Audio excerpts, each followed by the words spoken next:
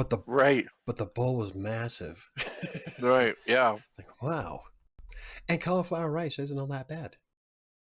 So we're Well, good. live. Thank you for watching our talking about food. Are we really live? Yeah.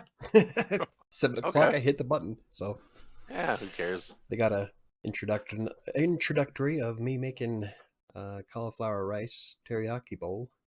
They might have cut some of your, what'd you say it was? Poke bowl? Rice Oh and raw yeah. fish? Rice and fish, like a sushi bowl type thing. Uh, Oh, hey, it look at was that. good. Yo, Michael, I was here before time began. Right on, Diana. Wow. Hey, what's up, Diana? Yeah, I've, I don't know, I'm very picky about my fish. I got sick off a bad tuna long time ago. And Oh. so I am really, really picky about my fish. Uh. Sure. I've been kind of getting past that. So I got some cod from Costco, Uh huh. and so I made the cod with um, like a roasted garlic potato thing that I got from King Supers. Oh, it's so good.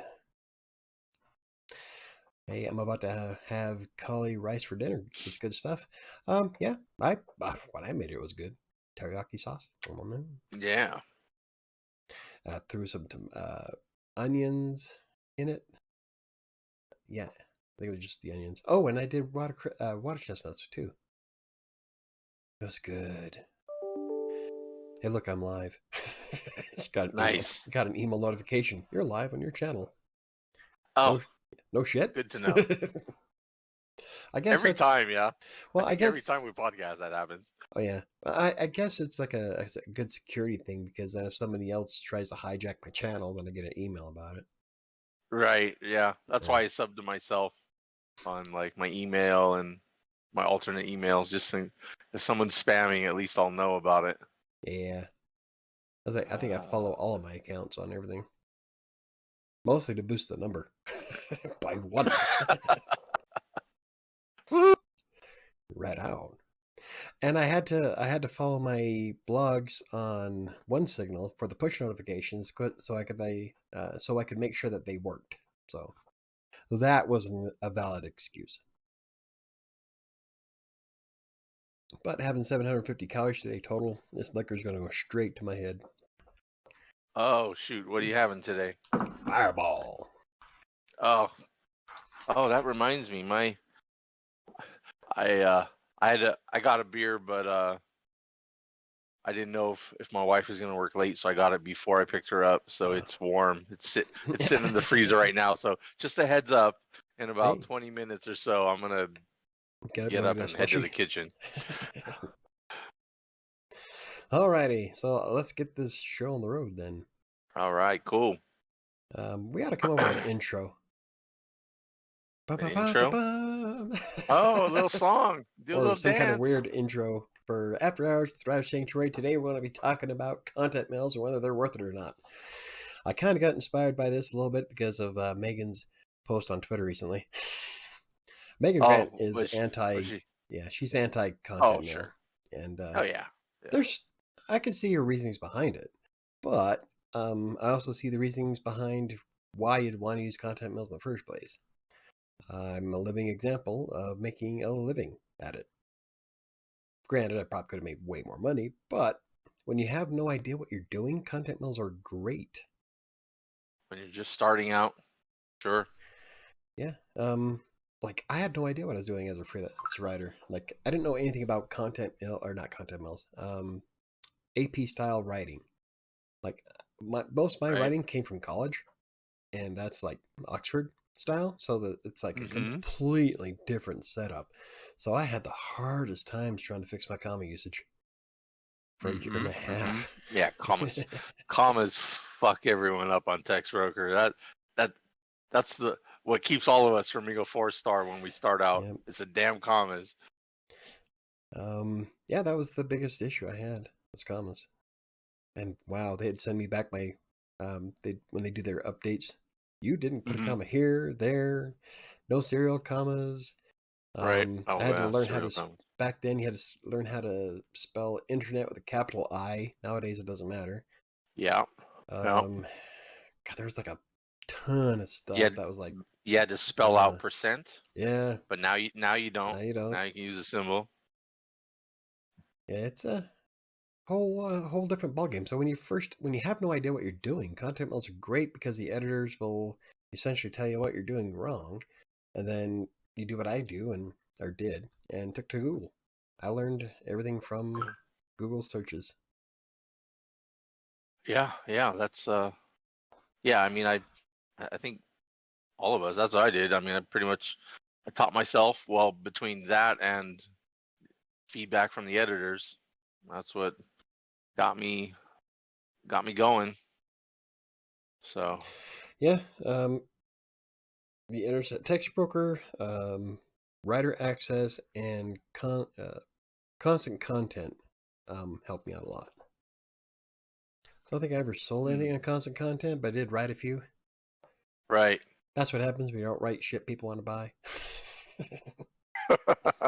Well, I can crank out some Right. words, but no one wants to buy it, so it doesn't really matter. Right. And I imagine, I haven't used Constant Content, but I would imagine that by now they must have just an insane amount of content up there, Yeah. sitting around waiting to be purchased after all these years. That was that was one of the first places that I looked at when I got into online writing back in 2012. Yeah. And so I took a look at it, and there was there's some other ones. Guru. Don't think I ever used Guru. There was Guru, and I think it was Elance. See, Elance turned into Upwork. Are they Upwork now? I can't remember if they turned Upwork or if it was It turned into something. freelancewriter.com. One of them changed. Elance, I tried Elance at the very beginning, Freelancer. but right after I started taking a look at Elance, they changed, and I can't remember who they changed into. God, that was a long time ago. I almost forgot about that. If only we knew how to Google stuff. Elance is now Upwork. Okay. It's Upwork. If autofill is correct. Yeah. Fuck Upwork. Yeah. Oh, Odesk. Oh, there was Elance Odesk. Odesk. That's right. Odesk. That's what it was. Yeah, and then they merged, and now they're Upwork. Okay. We're smart. We're so prepared for this. We know what we're talking about. Man, that was like 10 years ago. Yeah. Those are platforms that I did not write for. I didn't want to do, and like Guru I think you had to pay to be on Guru, and then you still had to like pitch clients like on Elance, I think it was like that. Upwork. I had an account on Odesk, but I never really used it. And then one time I tried to log into it and found out that they got merged. That's what happened. That was like 8 years ago. Does your glass say Fireball on it? I thought I saw that last time. No, it says Drambuie. I'm trying to get Drambuie, Fireball, or Old Smoky to sponsor our show. So I figure if I'll drink all three, one of them's bound to hit us. He's the man. If he can't write it, no one can. Yo, peeps. How's it going, Ron? Hi, everyone from Samantha. Hey, Ron. Dan, what's up? But yeah, it's it takes a lot of work, really, to be a success on content mills. Like when I first started, I was lucky to get like maybe $25 a week, but I was also working full time at the school district at that, and I really didn't know what I was doing. I started off as a 3-star, so I grabbed whatever orders were available, which was like slim to none, and it took a lot of work to get to a point where I could quit the school district. Right. I had to grind it really hard, but I was able to do it. Well, and see, that's my point. Go ahead. I was just gonna say because everyone, like the people that are joining us right now, they're regular subs. But I was thinking, because for the podcast, like if we get new people listening, maybe we should start off by saying, like, yeah, a little bit about like real quick, what are content mills? What kind of sites are we talking about? And then share your experience with them, and then from there we'll just kind of, you know what I mean? I don't know, like that's a good point. Start at the beginning kind of thing for the new folks. I don't know. Okay, well, Since we have an actual podcast now. theme and an Oh actual yeah. actual topic, we usually just kind of wing it. We just kind of like start going into it. And we're like, what are we even going to talk about? I Oh don't yeah. know. Everybody knows what the hell we're talking about. Right. Hey Ron, how's it going? Neo Soul Rider, hello. Okay, so I guess we'll start off with content mills. If you don't know, are essentially organizations that connect you, the writer, to someone who's looking for content. Now, normally it's businesses, sometimes it'll be blog owners, pretty much anybody looking for any kind of written piece, especially with text broker. Now, a lot of them later on, like Writer Access, have been adding a lot more stuff to it, so you can do like graphics and whatnot. Text broker is still strictly text. Um, I haven't got a chance to be on Upwork because they denied me, the fuckers. 8,000 articles I completed for thousands of clients across the globe. But no, I can't work for you. So I'm like, you know what? Yeah. Sit and spin then. I don't care. Right. I'm too busy for you anyway. Hmm, especially nowadays. But like I know a lot of experts out there, they bash content mills because the downside to a content mill is that you're paid per word and you're usually paid pretty low. And the content mill itself takes like a certain percentage of whatever the client puts in. And text broker is at 30%. So like if you're a 4-star on text broker, you're only making 1.4 cents a word. Doesn't sound like a lot until you get as good as I am. Pat myself on the back. Where I can crank out an average of 1,100 words an hour. That's including research time. And with it also depends on the type of client. And some clients you get are wicked easy. I've been on some teams where I actually got paid less than 1.4 cents a word, but they were so easy that I wound up making more money because I can rip through them so fast. And so it really depends on the client and how fast you become. I didn't wake up that day being Mr. Badass. It took me a year and a half, but it's possible to make a living at it. I did. So, but yeah, I know a lot of experts frown on content mills because of the pay. You do absolutely get paid more from direct from um, private clients, but a lot of private clients that are out there want at least a bachelor's degree or extensive experience in it. I know because I've applied a lot of them, and Mm-hmm. without that bachelor's degree in literature or some kind of fine arts, you got to have some kind of background in writing. And that's why I kind of glom to content mills because it does give you that experience. Yeah, exactly. That was the big selling point. I think especially for brand new writers, or Mm. even like when I started, I wasn't a writer. I didn't even consider myself a brand new writer. I was a non-writer.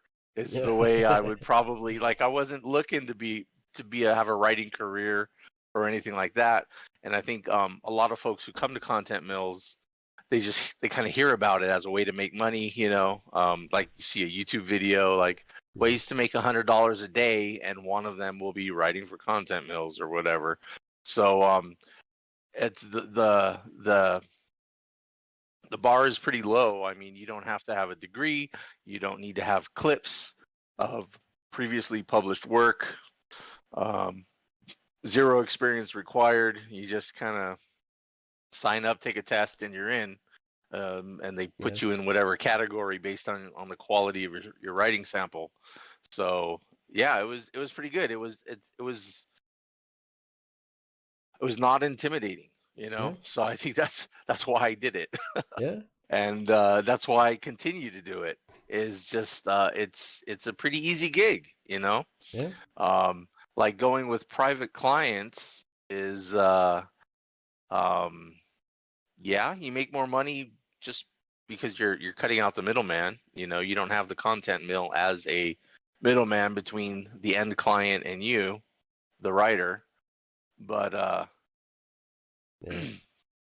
yeah, but if you want clients of your own, you gotta go pitch and cold call and cold email, and that's not for everyone. A lot of people freak out Oh, right there. oh like yeah. like for me, like that's what stop me in my tracks Oh yeah, 'cause more you times have than I could count. you have anxiety issues, so I can see how something like I that would. do. Yeah, I I can do. see how something like that would trigger it Yeah. because you got to put Like yourself like out shit. there. I don't even want to work for someone who I know personally because Who's it's trying like to throw a ton of money at you? because it's like it's gonna get weird. I'll just keep doing content mill stuff because then I love the ability to pick and choose like with content mills. It's like I can look through at topic after topic. They've got like somewhere like Text Broker's got hundreds of articles to choose Yeah, from, and it's like I'll just scroll through. Nope, nope, nope, nope. Maybe this one. yeah, yeah, So it's like I don't have someone telling me, okay, you got 5 articles due this week. Here they are, yeah. and I'm like, I don't feel comfortable with those topics.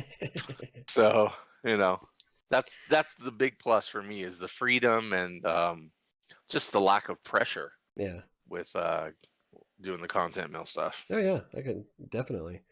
Like you really don't have and it's anonymous, so you get that social element where you don't have your face attached to it, so it's like a shot of bravery, really, because Yeah, you're yeah. anonymous. So you don't have to worry about anybody coming back at you for anything.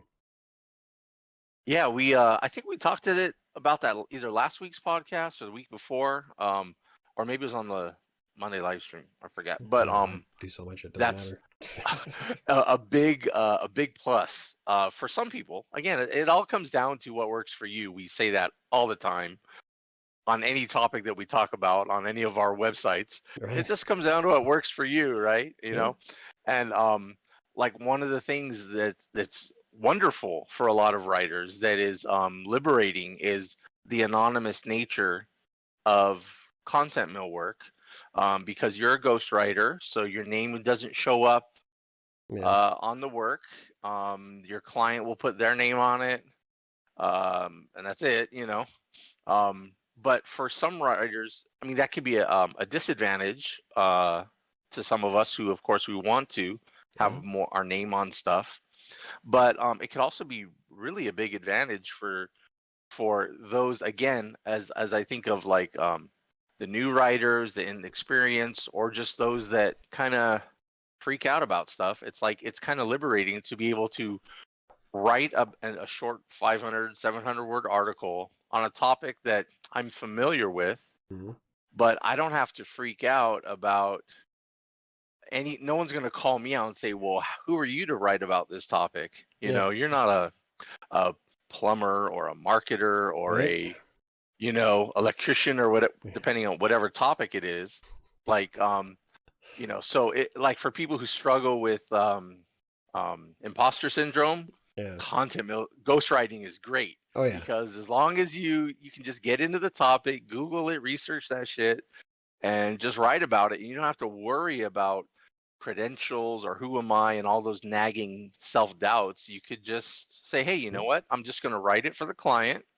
And the client actually is an expert. They're the ones who have the business and they're doing the work. These are usually real businesses that they have a blog to try to attract clients. So Yeah. you're writing their blog post for them.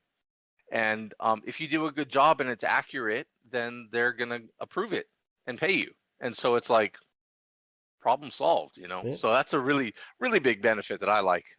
Yeah. Another big benefit on my end.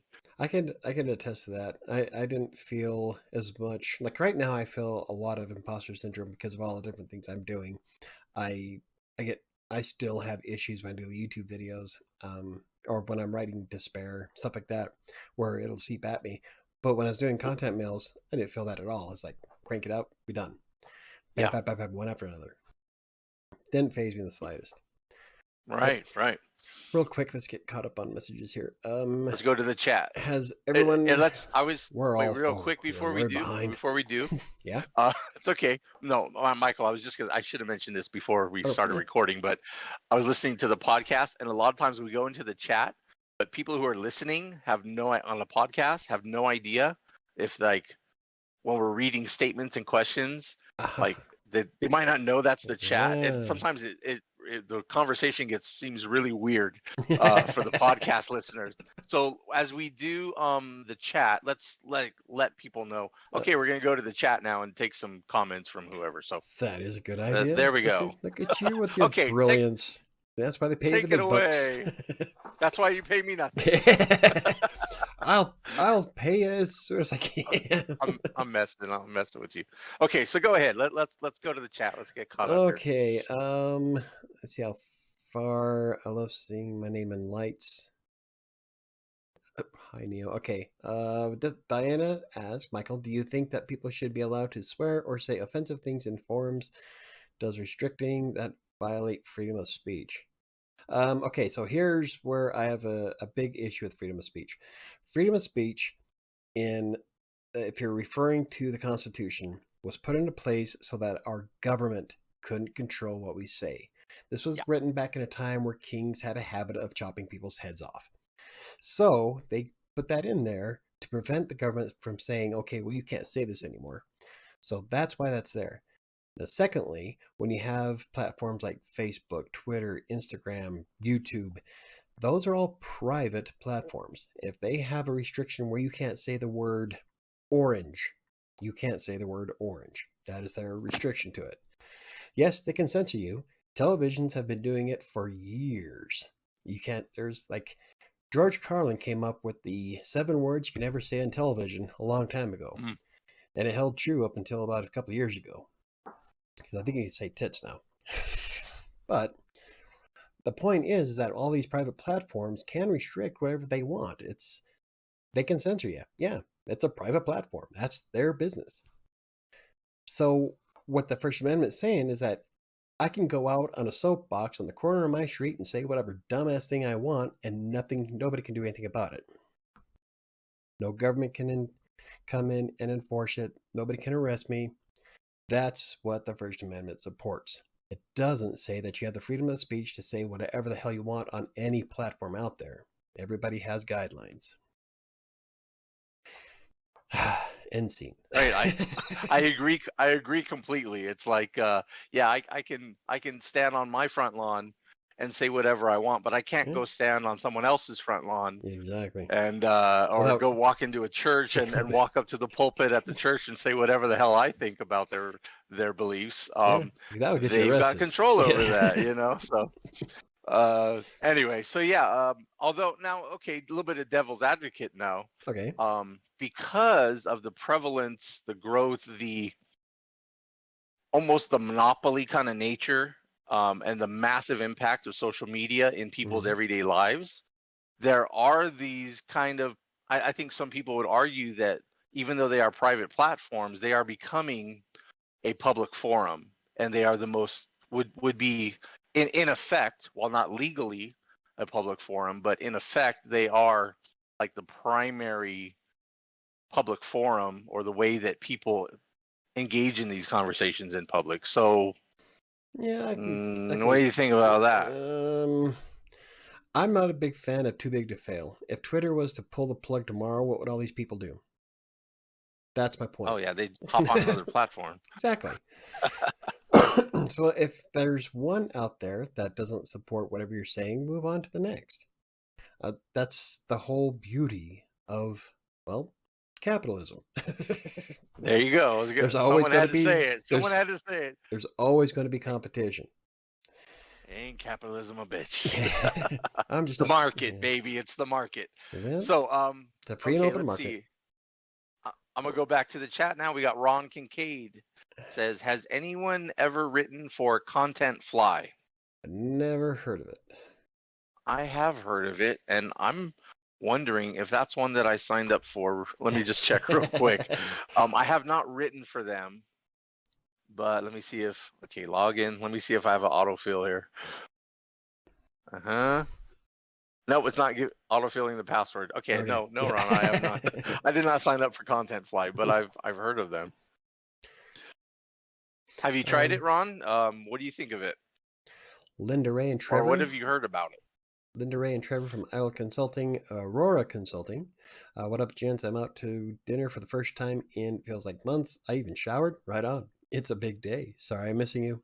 It's no problem. Enjoy your dinner, Linda. Have a good night, Linda. So I'm going to skip the next two lines because I don't want to throw anybody under the bus on a podcast. um, Roger that.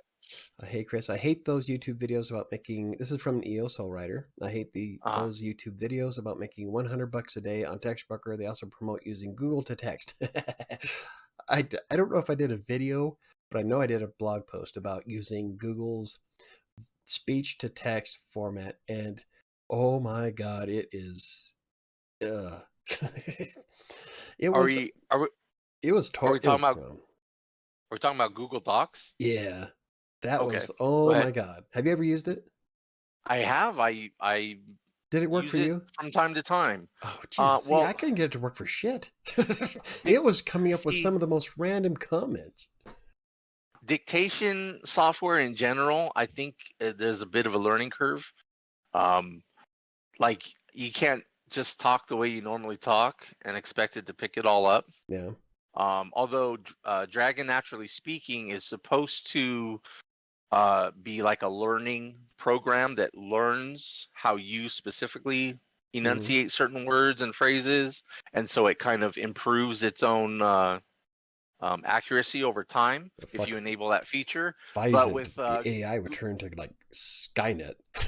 with Google Docs, with Google Docs, my frustration with it up until recently was that it would only work for so many seconds at a time, and then it would just automatically shut off. Like I used to try using it on my phone, and it would give me 10 to 15, 20 seconds, and then it would be shut off. Oh, It would stop listening. And then on my PC, I tried it, and it was something similar, but it would shut off a lot. Although lately, like maybe the last month or so, I tried it again, and it was not shutting off as long as yeah. like I was able to talk. I think I was able to. I did a test where I was talking for like 7 or 8 minutes Ah, with it continuing to go. But in my experience with these, it reminded me of learning to type by touch. hmm. And if, we all know, typing by touch is a skill that you have to practice. Oh, yeah. And when you first start doing it, it's awkward as hell. It's slower than normal. It's tempting to say, "Oh, why don't you just write it out by hand? It's faster." But no, you know. And I think that's where eventually, I think writing will get largely to that point. I don't think keyboards will completely go away, because sometimes it's nice to be able to sit somewhere and not talk, but be able to write just with your fingers quietly. Yeah. But I do think that dictation is kind of like the future for content writers, and I think, but you have to treat it like a skill that you're gonna have to practice. For me, the best results I've gotten with it um, is when I really try to enunciate very clearly, Yeah. and I speak a little bit slower than I normally would. And then, of course, speaking punctuation, that's fucked up. Like, I can't wait till they have a quick. I wish they would make a little handheld device with all your punctuation. I just click the Maybe button. like almost like using a PlayStation controller. You know how you could do like 10 different buttons, and Yeah. you don't even have to look at it. You just know it because you've practiced it, and you could just shoot in the punctuation real quick without having to speak it. Yeah. But anyway, but yeah, it's different. It's a different type of. You have to speak differently. Yeah. In other words, and I have not gotten to the point where I'm faster than typing, but I have gotten to the point where I can do more volume throughout the day or throughout a writing session, Yeah. and I feel less worn out. You know what I mean? Like I think, in other words, it's helped me get past some sticking points, and it helps me to just I just dictate, and it helps me kind of get my brain moving, get past the speed bump, get past the procrastination a little bit. Yeah. But so far, it's not faster for me in terms of words per minute, but in terms of words per day, I've benefited from that when I do it. But So that's one for, one against. only recent. But I'm very self-conscious about speaking out loud, And Yeah. so like all these years I was like, oh, I want an office. So I only like this last couple weeks I've had an office. So I'm finally starting to play around more with dictation because I can come in here and close the door, and Yeah.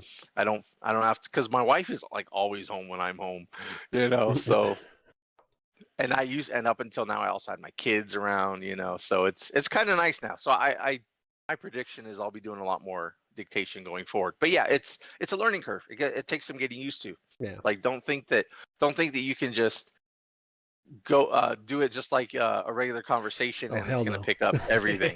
Oh, no. It was. So I know you've been dying to rant about your experience with Google Docs. Go for it. Excuse me. Not really a rant. It was just when I tried it, it was all jacked up. I mean, Uh, it didn't close down on me though. I didn't have a single problem with it. no. I was able to speak out an entire page before I stopped to go back and check, and it was off completely. Every time I tried to do a new line, it would say Uline, which is a shipping company. And they kept doing that Yeah. over and Yeah. over and over. I'm like, no, new New line. line. Right. And if I said it slowly, it would type out new line, period. Oh gosh. So I was getting frustrated. And so I said, you know what? I'm going to try to speak as fast as I can. And I did. And what it came up with was amazing. I wish I would have saved it because it was funny as hell. I Okay. wrote a So. blog post about it. Also, those YouTube videos about making $100 a day on Textbooker, you can. I used to, Hmm. but it takes a lot of work. I mean, you have to push it hard to get that much. And most of Yeah. that was teams and direct orders. Um, Stepping into an open pool, making $100 a day right from the get go. It doesn't work that way. I've yet to meet anybody who's made that much from day one. It Oh took yeah. it took me a year and a half to get to that point, Right. and even Right. then, I didn't hit $100 a day consistently. So there's a lot of things that come into play. So, and like I agree with Neo that some of these channels where they say, "Oh yeah, you can just do this with contact mails and crank out all this money and get rich $500." Like there's one video I can't remember where it was. It was like make $500 a day on text Oh, worker okay. or on content mails. I'm like, For real? Did they bullshit. really? They just gotta Yeah. outdo each So other. like, um, what fucking world are you living in? It Yeah. No. doesn't work that Yeah. way. I don't want to name names, but yeah, I've seen. I hate those ones. Like people that, for me, as someone who's written hundreds of articles at Textbroker, and I watch some of these videos, and I'm like, you've never used it, have you? Like, have you even tried it? Like, there was one guy that was like, oh yeah, easily make 3,000 a month, and they're getting all these views and all this. Like, I'm wow, like, wow, you know. yeah, And I'm just like, shit, man, just try it and see how good you actually get. yeah. But to his credit, he actually did try it out, and he did not make 3,000 a month or anything close. And No. he stopped making videos about Textbroker after that. But yeah, it's you know, yeah, $100 a day, it can be done, but that's gonna Yeah. take some skill and experience and Oh a lot yeah, of work. you got to build up to that. I mean, I had to build up how fast it takes me to research stuff. Um, like I would have to learn to write as I'm looking at research at the same time to process the information to write it in my own words. There's a Right. lot that goes into it to make that much, and Oh yeah, it's a grind. it took me all freaking day. I've only made $100 twice Yeah, on Textburger in a day, and took me all freaking day long, man. I I made mean, we're talking about 8 hours of just actual writing time for me, because was keeping track of it, and it was about 8 hours. But that's not even counting all my little breaks in between oh yeah, and all getting that up to kind go of to the stuff, you know. bathroom. I mean, there's a lot of things that go into it. The most I ever Yeah. made was like 200 and something dollars in a day. 50 of Wow. that was That's with from direct orders. um no, actually that was with a team. Really? One of Oh, them the team. Oh, okay. was a 5-star team that paid me $50 for the article. Oh, nice. And Uh-huh. I did that article inside an hour and a half. I'm like, oh, I wish they were all like this. Unfortunately, that team went away after 6 months, but God, and they only posted like once a month or once every couple of weeks. So it Yeah. wasn't consistently always making that much. But those times where I hit like $200, I'm like, oh yeah, I'm feeling pretty good. Next day I'd make like Mm, 20. Right. So it fluctuates. There's no way to say that you can consistently make $100 a day. I don't think even at one point I was one of the top writers on Textbroker, and I don't think there's any of us that could hit that consistently for more than maybe 4 or 5 days at a time. There's just not enough work. Oh, you Yeah. have like, especially when you're on teams or the open pool, you got probably about 2 or 3 thousand other authors looking at that same work. So you got to grab them and do them as Right. quickly as possible. And I've seen teams would drop 1,100 articles in one day. The blog team I was on does that a lot. Once a month, they drop 1,200 articles. Every one of them will be gone by the next day because there's 1,000 something of us grabbing that at work. So when they say they're making $100 a day, maybe once, maybe twice, Right. but I doubt 2 days, more than 2 days in a row. Right. Right. Well, I don't know. I've heard of some. There were some writers that I followed that I think were hitting in that range consistently, Yeah. but it's to sustain that weeks and months on end. Very few Yeah. writers out there Well, could make it happen. there was, see, I had my one client would send me direct orders, should send me 5 a day for a year and a Hmm. half straight. And I would be done by those by 5. So, or not 5, but by noon. Get those 5 done by noon. And Right. so right off the bat, I'd make $40 just off that one client. And if you get a couple of those lined up, then possibly I could see you making that much. But to get a reliable client that does that every day is kind of rare. And if it does happen, Mm. make sure you do everything possible to keep them. Yeah. I did everything, but Right. they even told me this is that client that gave me one hell of a tip at the end and told me that they were going to hire an in-house writer. This is part of the downside of being in a content mill because it's anonymous. So when they wanted to hire an in-house writer, they couldn't hire me directly because that would be against terms of service of text broker. My account would Right. get banned. Their account wouldn't get banned. And so they told me they're going in-house. They gave me one hell of a tip at the end of it. Told me good luck, and they loved my stuff, and they were sad to see me go. But that's one of the bad things to a content mill, I think, is Right. uh, Well, although that's going to be a a drawback just of freelancing in general yeah, is clients come and go. They, you know, yeah. Sometimes you get on a retainer contract, and they know that you're a badass, and they wind up keeping you for 2 or 3 years at a time and throw tons of money your way.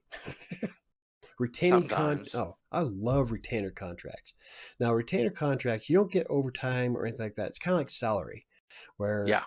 you're paid whether there's work or not. So there's days where I'd maybe work an hour. Then there's days where I work 12. Yeah.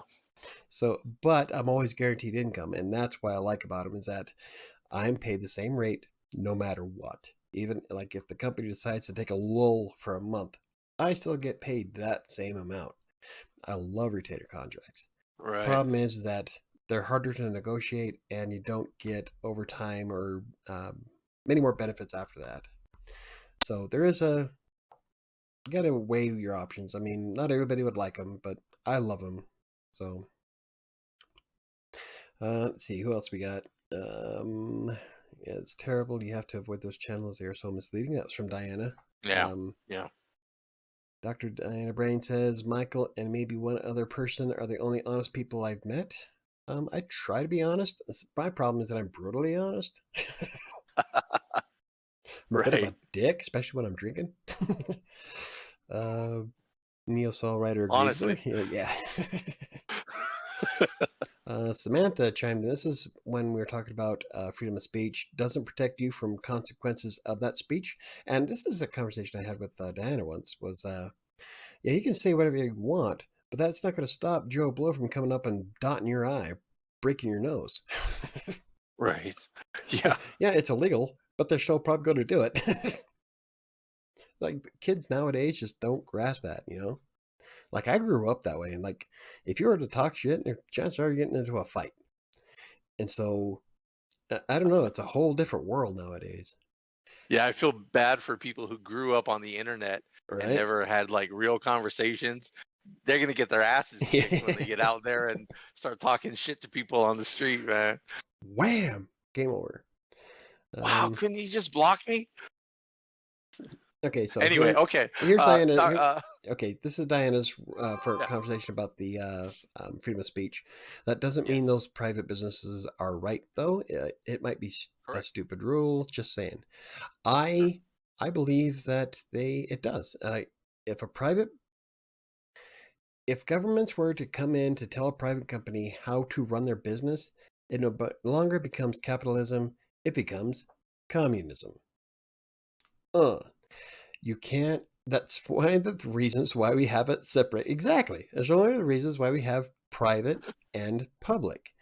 Um, like with the Ron DeSantis thing in Florida, where he's trying to make it illegal for like Facebook and Twitter to ban accounts. Now, when people are spreading false information, these companies have a right and an obligation to ban those accounts. He's trying to make it to where they can't. At that rate, that becomes a communist state. That's why that was written into the Constitution to begin with. They do have a right to deny it. I'm not even a capitalist. I'm not a big on capitalism, but I do support businesses in this aspect because they have the right to protect their audience from something they deem as being wrong. And that's how the world works. Like I said, television stations have been doing it for decades. Like, I don't think there's still a television station on live TV where you can say the word shit. Right. And although it is a little different, though, that was the television stations were required to censor and not allow that FCC. kind of speech by the That's FCC true. or whatever it was. Okay, well, you just That was shot my government argument. regulation. Sorry, but I think your point still stands. Even say if it was like, I don't know. No, you were wrong on that one. Okay, let's see. Back to here. Okay, wait. There was one more. Ron was asking about Content Fly. Yeah. Okay. No. Okay. Let's see. Neo Soul Rider says no. Ron, I haven't written for Content Fly. Ron was saying he learned about that platform a couple days ago.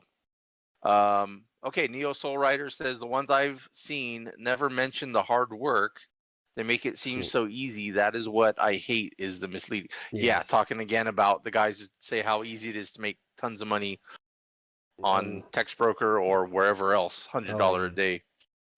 Yeah, there was. Yeah, it's you're not gonna walk in making that much. I'm sorry. Well, see, so and you got to remember with YouTube, a lot of folks making content on YouTube, they're just looking at trending topics and trending keywords, Clickbait, and they're making clickbait kind of stuff. Well, and they're so they'll do a little bit of research. They're almost like YouTube's almost like a content mill in a sense that it's like people that are non-specialists, non-experts, anyone can make a YouTube video, right? So they'll research, they'll Google how to make $100 a day, and they'll put together a video, and I mean, I'll give them the benefit of the doubt that they're trying to give accurate, useful information. Mm-hmm. But very rarely are they speaking from personal experience. Yeah. And so it's like, if you're gonna, and so yeah, they end up, they don't mention all the hard work because they probably never done it. They didn't even try it themselves. So yeah, it's like anything on YouTube, on the internet, whatever, in general, social media.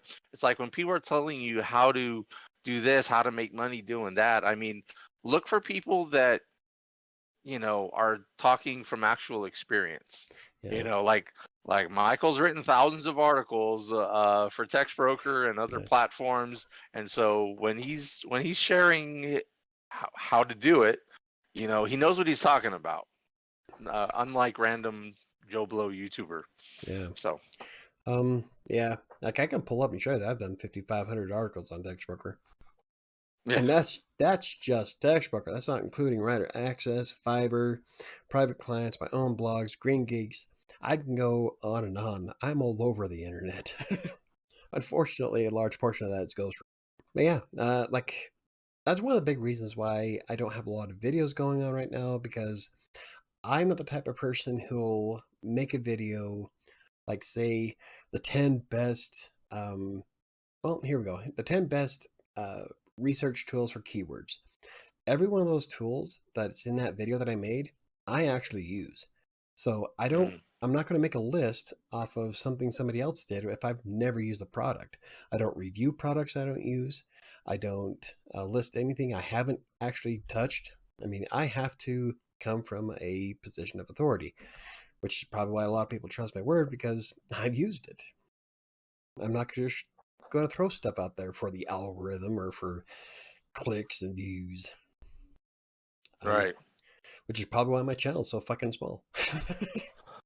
Well, yeah, but that's I also don't why market it very well. you got a devoted following of people who appreciate, Yeah. who are actually trying to get out there and be writers, and they appreciate that you're giving them real, actionable, accurate advice. I'm gonna make a beer run real quick. Alrighty. But that's why I do what I do. Like this past week alone, I've got 3 thank you messages from people on right. YouTube and on Buy Me a Coffee. So I'm like, I do what I do. I'm honest. I'm not a type of guy that you can ask Sam. I'm not a very good liar.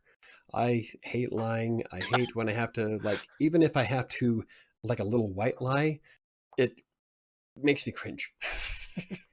I'm Like Mr. not hurt Straight someone's feelings. Arrow, Boy Scout. Hey, Jermaine's here. How's it going, Jermaine?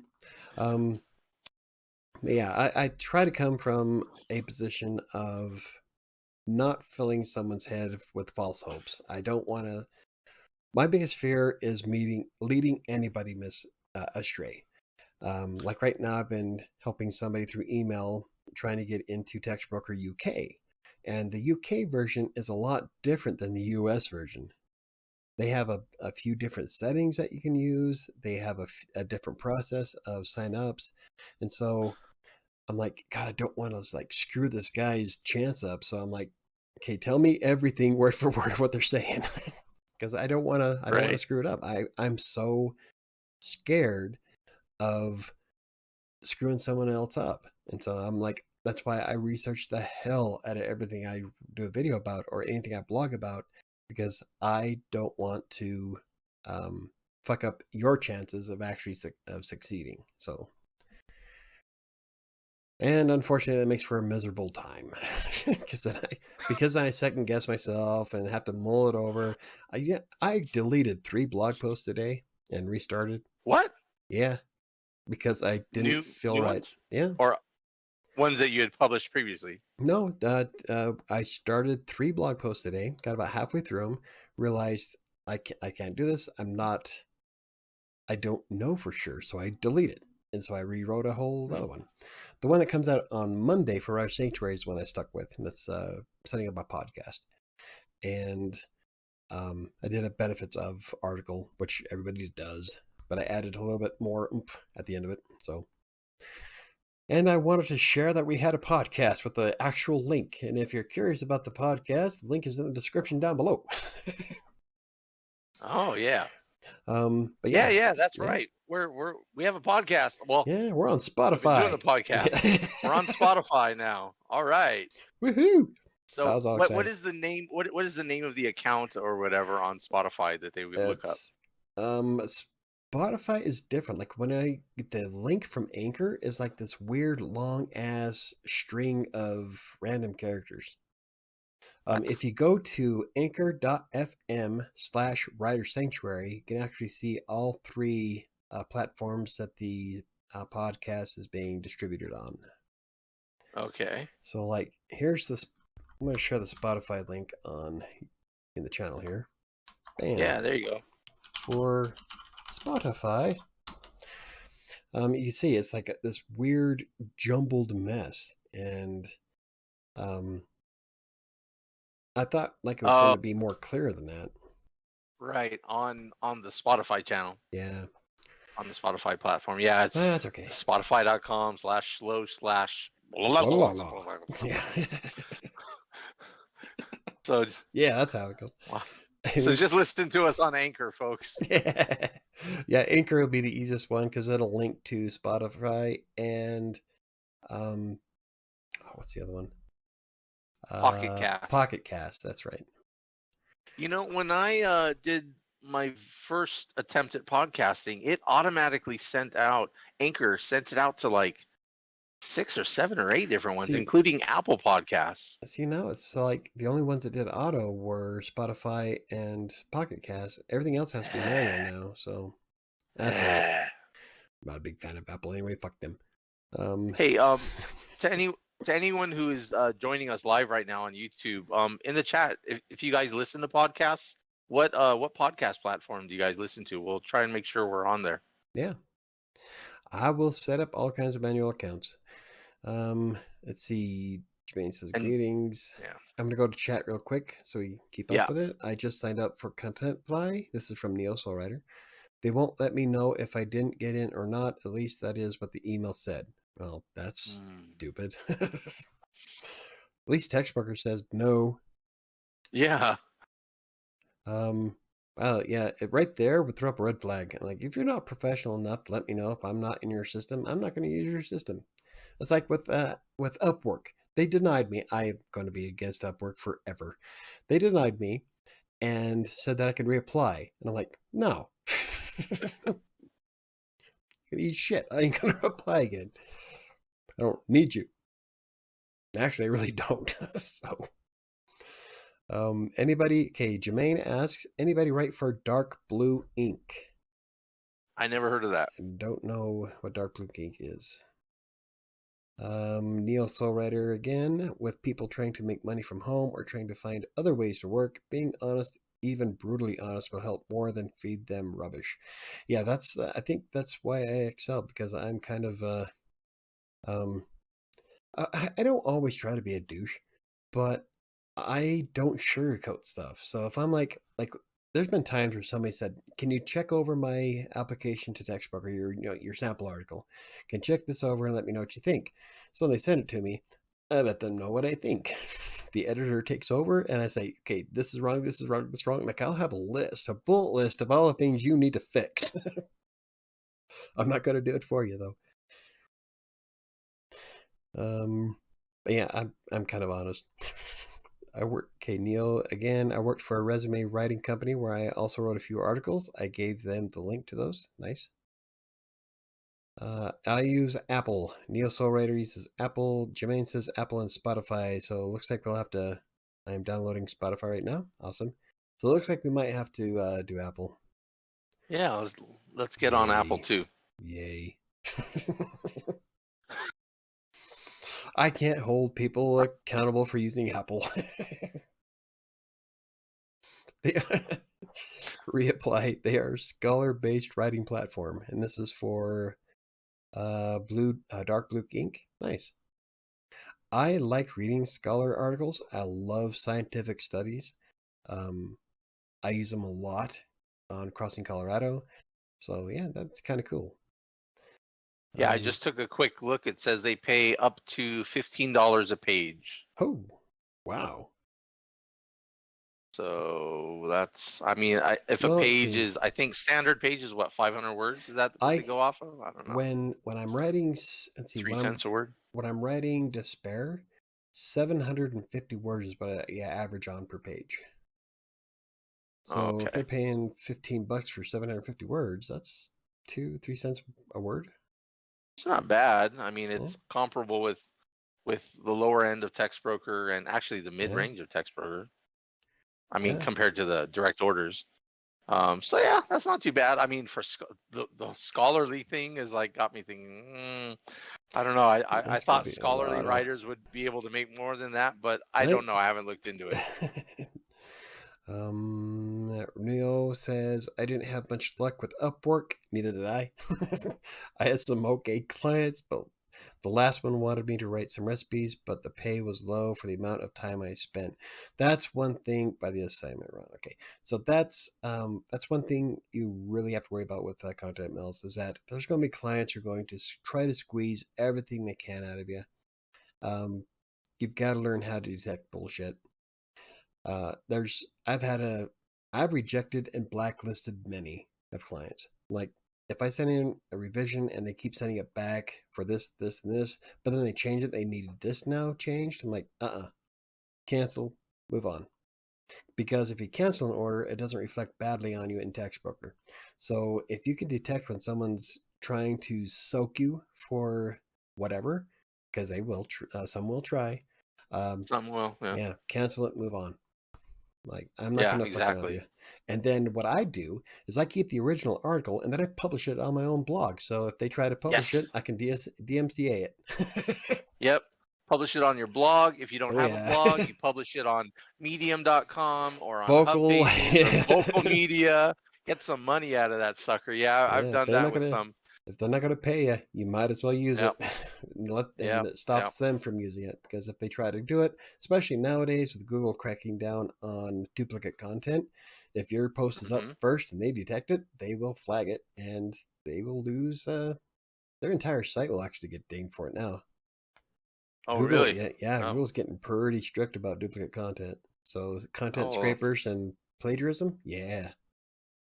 well, good. Because I had articles on Hub Pages that people, this was years ago, people would scrape my article, put it on their own site, and then fucking outrank me in Google. Oh yeah. And my articles would be, you'd have to, after you get through all the search stuff, you get down to the end and there's a little link that says click here to see similar results similar to the ones above, and you click on that, and then hidden behind that you get to see my article. I was so that's good. If and I was like, how the hell is this possible? Because Google even would show the date, in right Mhm. there in the search results, show the date the damn thing was published, and mine was clearly first, and mine is getting hidden. Oh, I Yeah. hate that. There's now a But that was process. because back then Hub Pages was really hated by Google. Like they were, Yeah. it was just a bad neighborhood, I guess, to them. But I don't know. Maybe it's better now, and Well, that's good that Google's gonna crack down on the duplicate content. That's good. in fact, there's also a DMCA process you can do to file for with Google if your content is Yes, copied. So, yes, there is. File DMCA takedown notice. yep. And sometimes you don't even need to file it. Sometimes you just email the platform that has your stuff, and they'll take it down. Yeah. Sometimes, and then other Sometimes times they'll give you shit about it too. I've had So to. it's Yeah. like, There's a couple that people have copied from Green Geeks. I'm like, so the first time I saw it, a couple weeks ago, somebody they're so low that I don't even think they're ranking in Google, but it says originally yeah, at Green Geeks. So I got into their message board. I don't know if the message got published or not, but I wrote, next time try writing your own article. And I used my Green Geeks email address, the Green Geeks website, to let them know that I see you. right. Wink, wink. So that was a shot across their bow.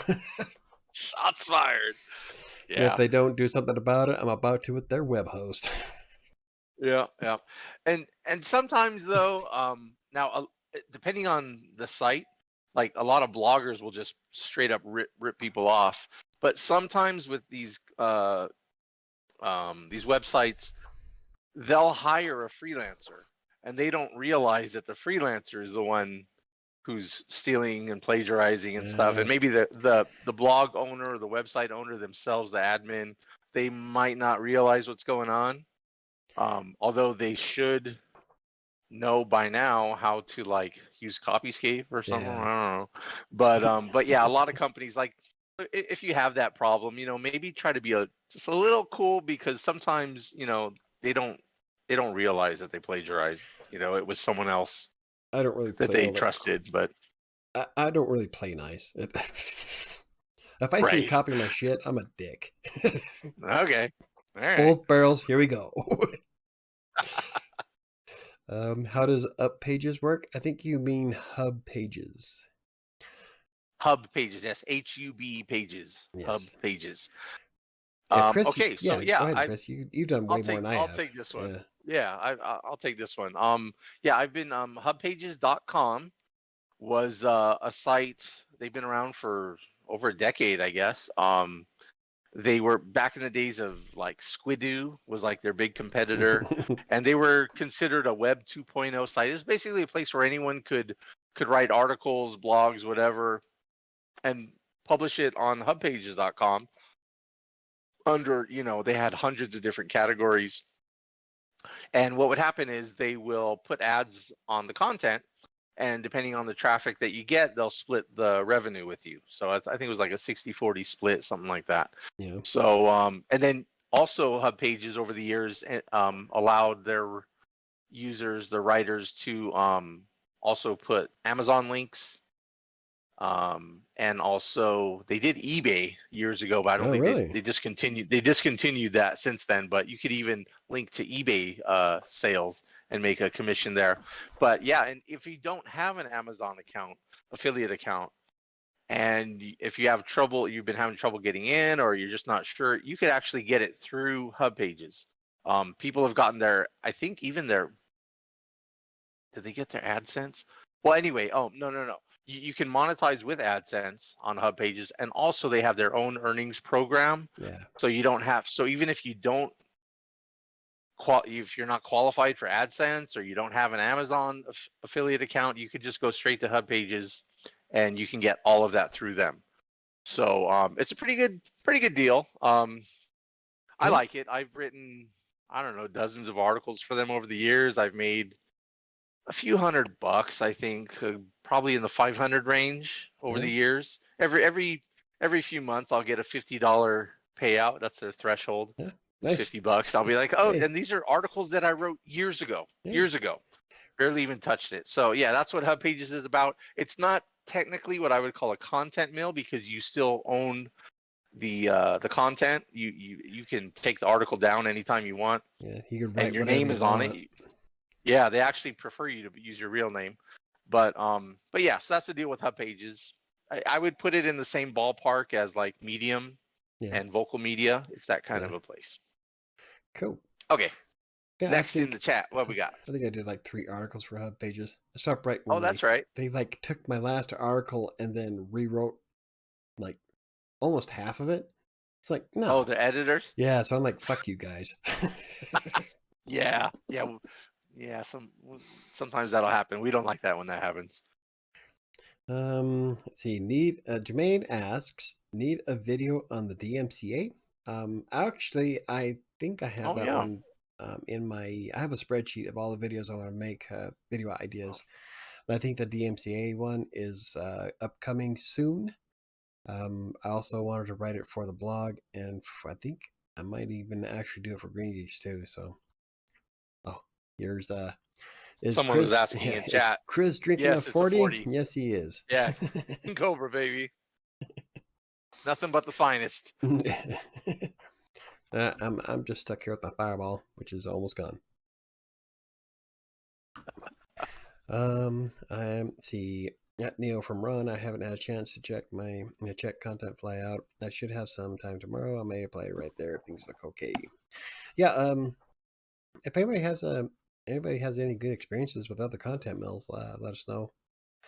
Okay, so we talked about all kinds of benefits to content mills. What about some of the drawbacks? You got more? Wait, before we do, I had a couple more I wanted to add in that I jotted down earlier. So we talked about there's no pitching, you just write. So that's good. If you freak out about pitching clients, you don't have to worry about that.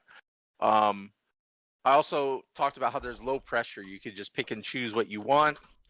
Also, and I hate to say it this way, but if you do miss a deadline, I mean, there might be consequences. You might even lose the client, but usually it's not the end of the world, because there's still tons of stuff out there. Yeah. I talked about the non-expert anonymous nature of it. And we also talked about how you can build skills with it. If you're a non-writer or a new writer, it's a great way to kind of get your feet wet, and you get feedback from editors. But one more thing I wanted to add about it was, oh shit, no, that was a different topic. Let's talk about the cons since we talked about the pros of, let's talk about some cons here. Fail. Okay, you're gonna have to leave that in when you edit the podcast. No, I'm gonna leave that shit in there. Yeah, there we go. Okay, so now I'm curious as to what your podcaster. Yeah, I suck at this shit. Now I'm kind of curious as to what your pro was there for some other topic.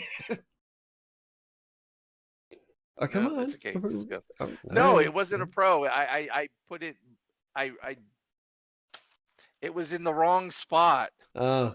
It was at the end of the list of pros, and I actually did cover all of those. Okay. It would make more sense to talk about cons now, and then we'll go into the next part. Okay, so God. cons. Well, we covered some of the cons, like um, having to deal with. Well, I don't know if that's a pro or a con, because you will deal with all kinds of clients, and you are going to come across some of the most nasty people imaginable. What you got to learn though is to keep professional at all costs. It'll Yeah. help you in the long run.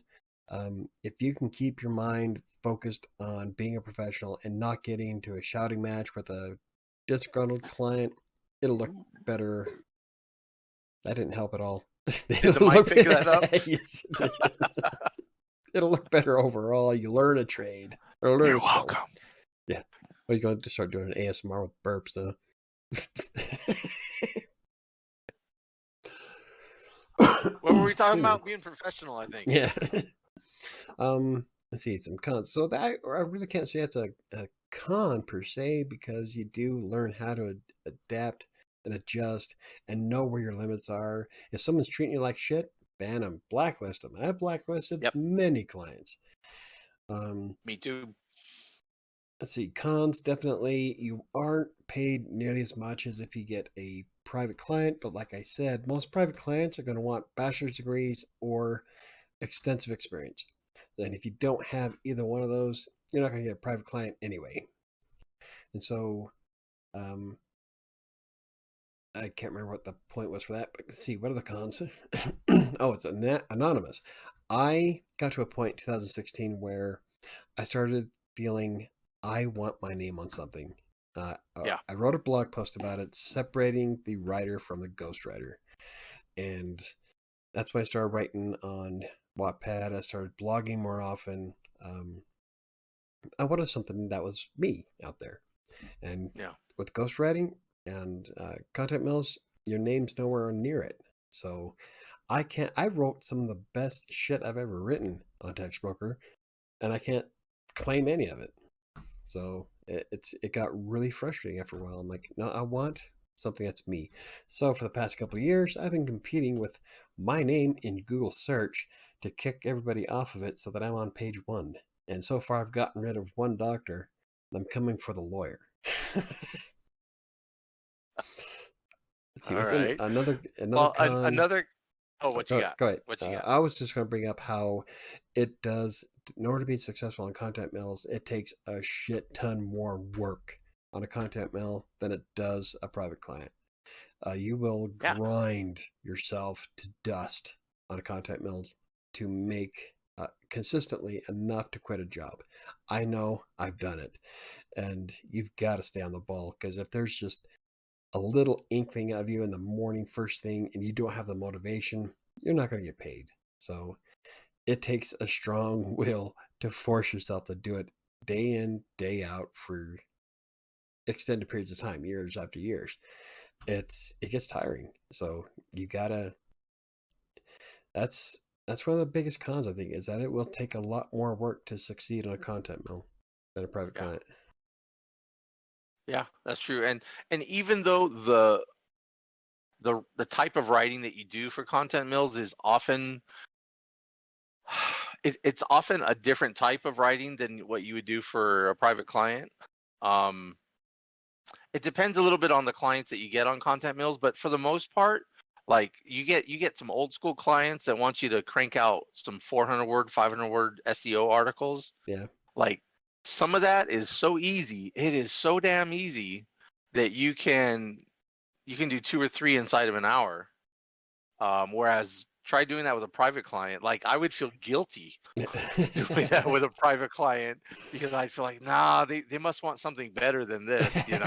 But Well, but sometimes with they are. content mills, people talk about content mill. Oh, sometimes other writers will hate on content mills, like, oh, the quality is it's drivel, it's low quality drivel. But you know what? Not Not all of always. it, Yeah. not all of it, and it's like, and I mean, I've published stuff for my blogs and for clients that I was hesitant to even hit the publish button or the submit button. I was like, this is not my best shit. I felt like I didn't know what I was even talking about half the time. And Yeah. I'll send it out there and it's like the client fucking loves it, Oh yeah. you know, That was or and they're like showering me with praise and maybe even giving me a tip on it, or if it's on a blog or a niche site of my own, like I'll get sometimes content that I'll think this is not good from my blog or whatever, and then I'll get all kinds of comments about, oh, this was so yeah. helpful, da da da, you know. So it's like quality is in the eye of the beholder. That's true. I do agree that overall, the clients on content mills, overall, um, in my experience, have been less demanding. Like I've I've been I've had so many articles approved, you know, without question, Yeah. without anything kicked back to me for revisions. And I thought, man, that article sucked. Why did they even Yeah. want that? You know, I've had a but few.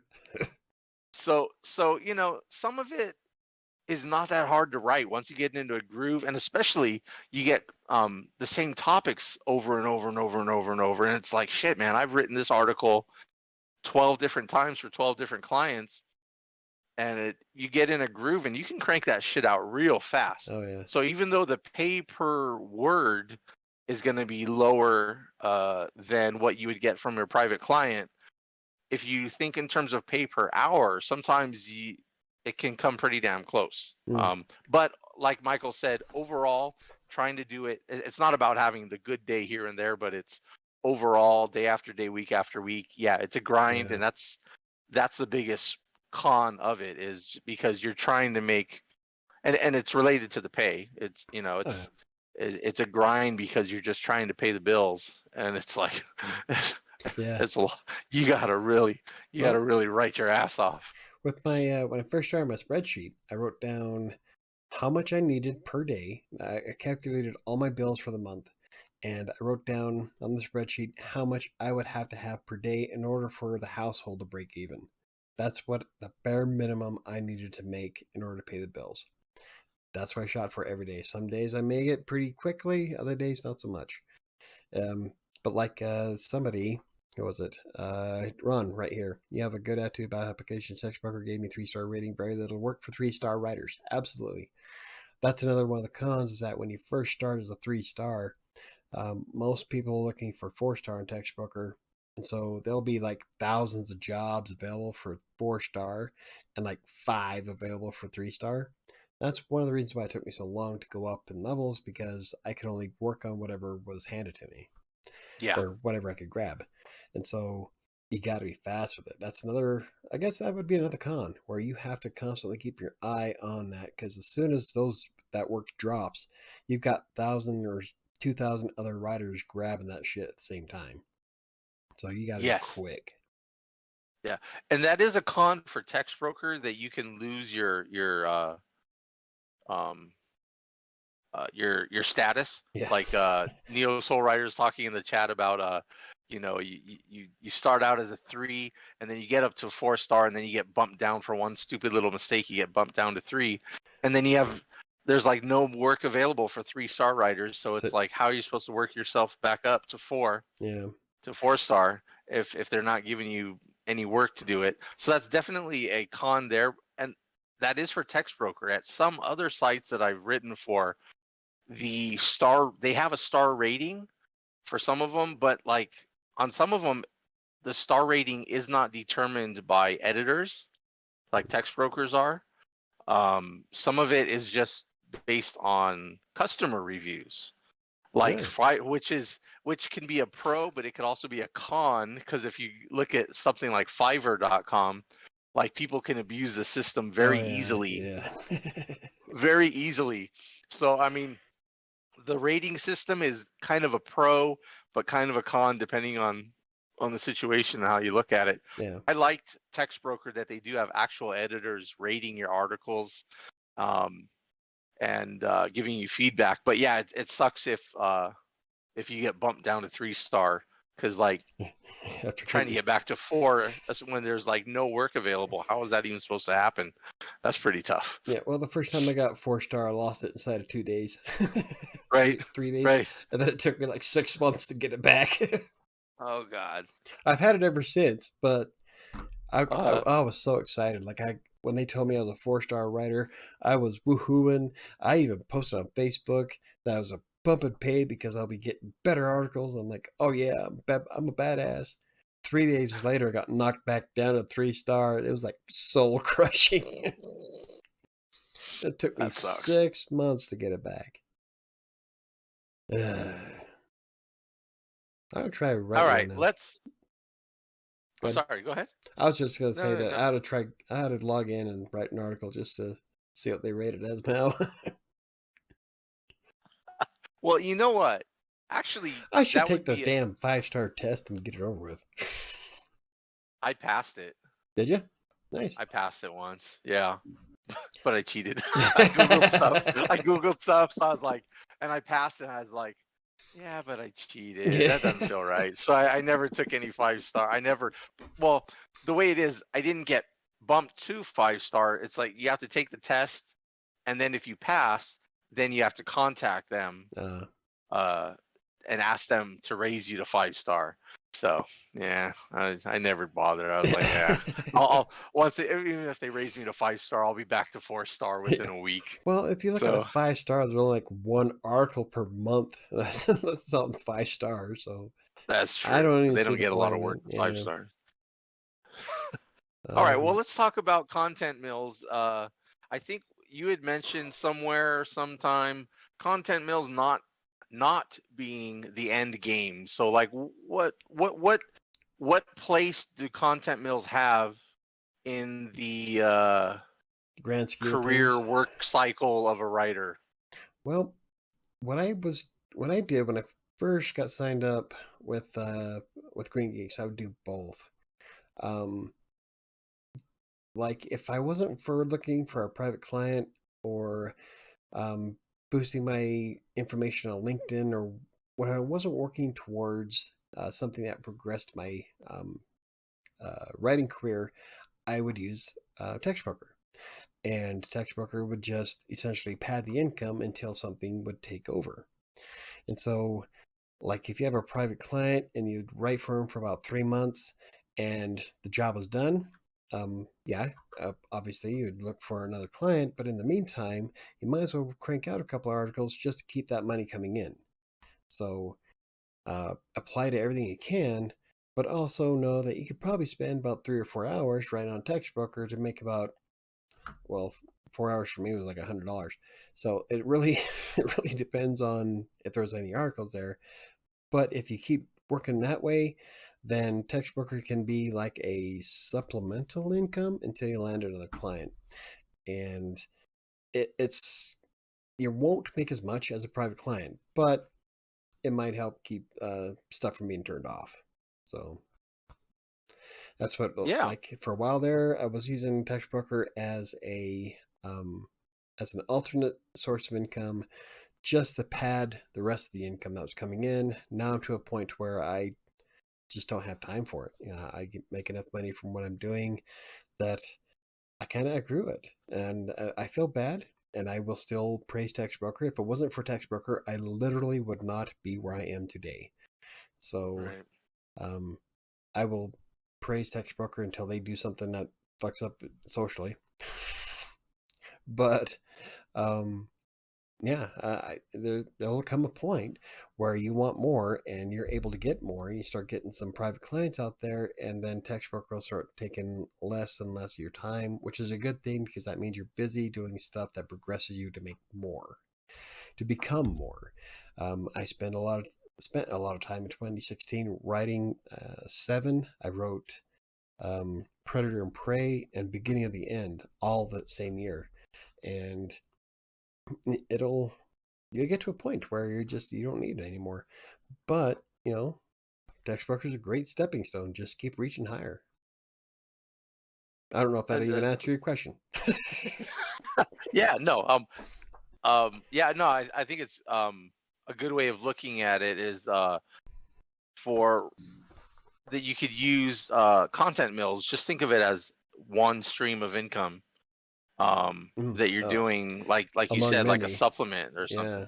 Yeah. Like you don't have to necessarily, like Michael went all in on text broker, on content mills in general, as a full-time gig, until he could make some more stuff happen. And once he started getting private clients, then Just kind you'd of, switch. yeah. You just take a little bit less time on content mails, a little bit more time on the private client.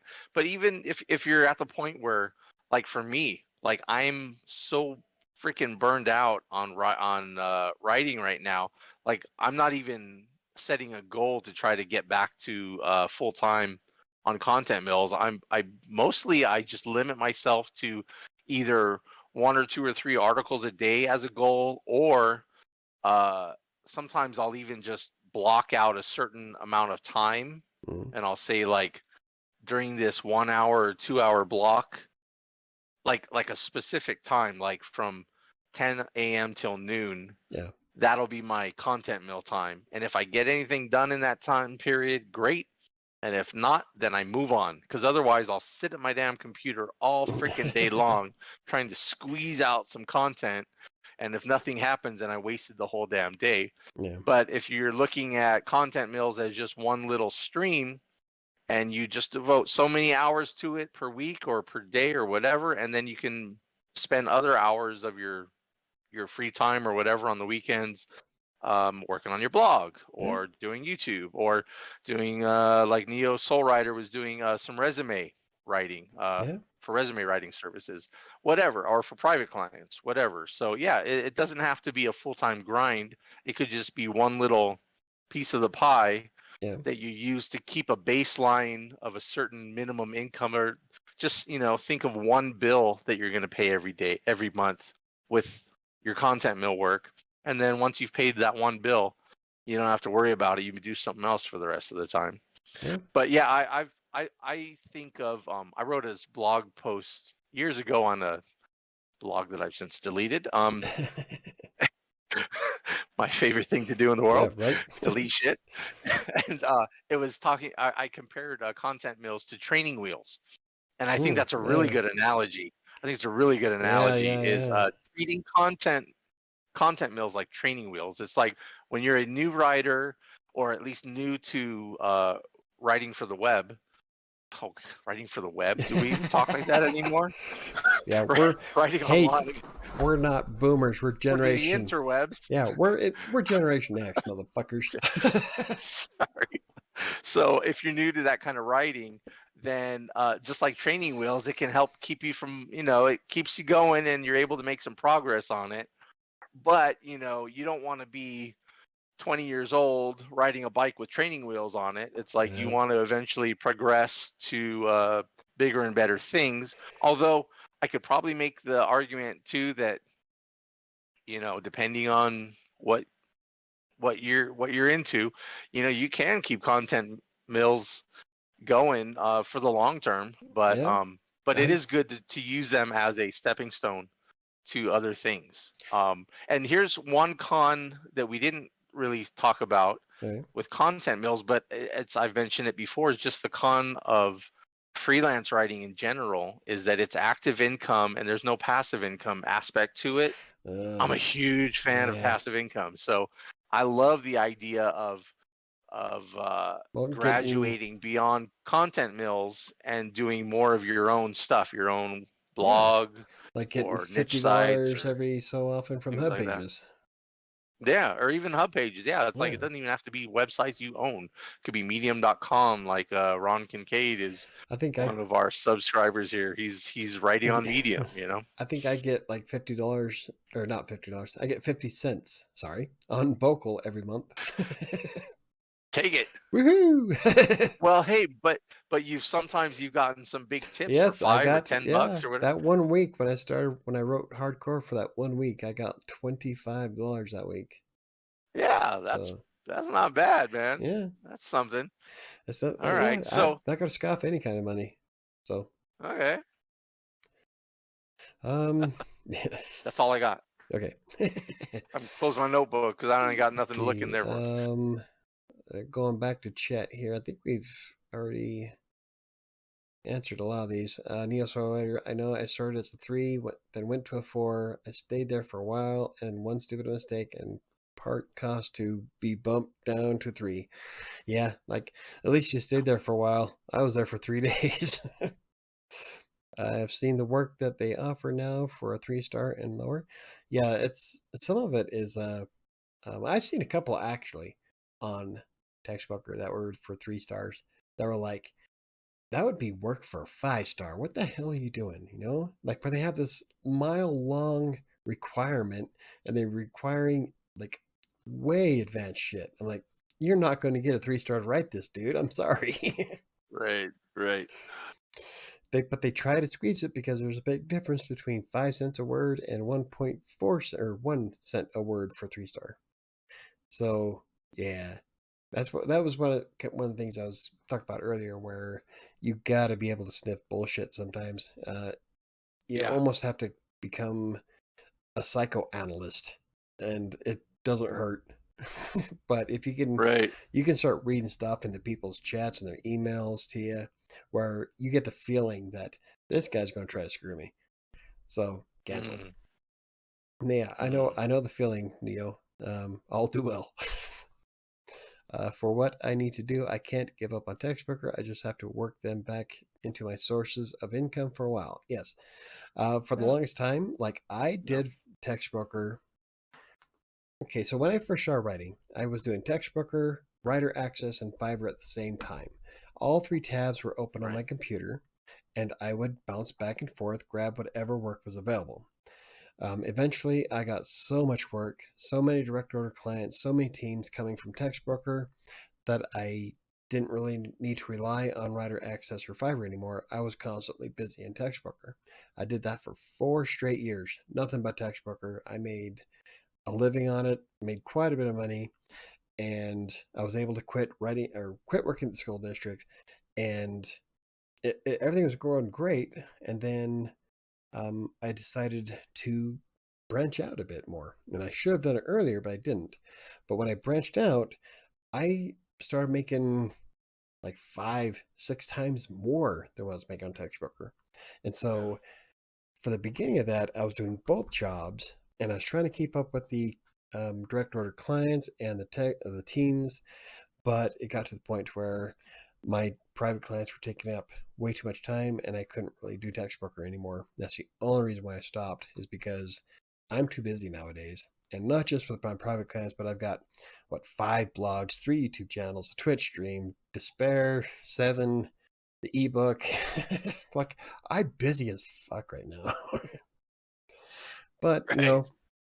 but I keep logging into my Textbooker account just to make sure it's still active, just in case that, um, because like Chris said earlier, you got your private clients, but they can dry up like that. So you need to be able to quickly adapt in that situation. And that's why I keep going back to content mills. Yes, if I get dropped tomorrow, I will immediately, like I've got 4 prospects here in the Denver area alone. One of them is well, Slack. And so Yeah. who would wind up Right. paying me way more. So Right. anyway, oh, they offered a lot of money. Hmm. But if I did that, I would have to give up everything else. I wouldn't be able to blog or do YouTube channels anymore. But it's 6 figures, so it's it's almost worth it. I Tempting. love what I do though, so I don't know. It's really hard. Um, but like if I was to get dropped tomorrow, I know that I can go back to doing text broker or any of the other content mills. I know I'll be fine. I would just have to grind again, which I really don't want to do. But in order to pay the mortgage, I have to. So Right. always have like the content mills in my back pocket. I'll still keep reaching for the private clients, but at least I know with the content mills, I'll have income coming in. So Mm. yeah, like what Neo said with the get them back into a sources of income. That's always a good idea. I'm a big fan of diversifying your income. Get residual passive income any way you can possibly get it, just to make sure it keeps coming in. Yeah. And Neo, I would also add, with you wanting to get back on Text Broker, um, I've written for a bunch of different content mills, several. Well, I mean, at least 5. And Text Broker is very forgiving um, for the writers. Yeah. And so the reason I bring that up is don't be afraid to nudge out of your comfort zone a little bit and grabbing articles, because it's very easy to scroll through 100, 200 articles, 300 articles and say, nope, nope, nope, nope, nope, I can't do that. I don't know that. And not do anything. And then you're just feeling more frustrated, right? So like, don't be afraid to just grab one and go for it, and do the best you can and submit it. And don't be afraid to submit it, like or to take it in the first place and then submit it, because I mean the worst that could happen is the client will send it back for revision, because they cannot at Text Broker, the client cannot deny right away, unless they've changed. But how it's been for years is that, and I'm at least sure it one still revision is. request. Yeah, like they have to send it back to you for a revision request, At and least and actually they have to give you at least 2 revision requests if I remember right. It used to be, but they changed it to 1. Oh, did they change it? Yeah. Okay, so you at least got 1 shot. And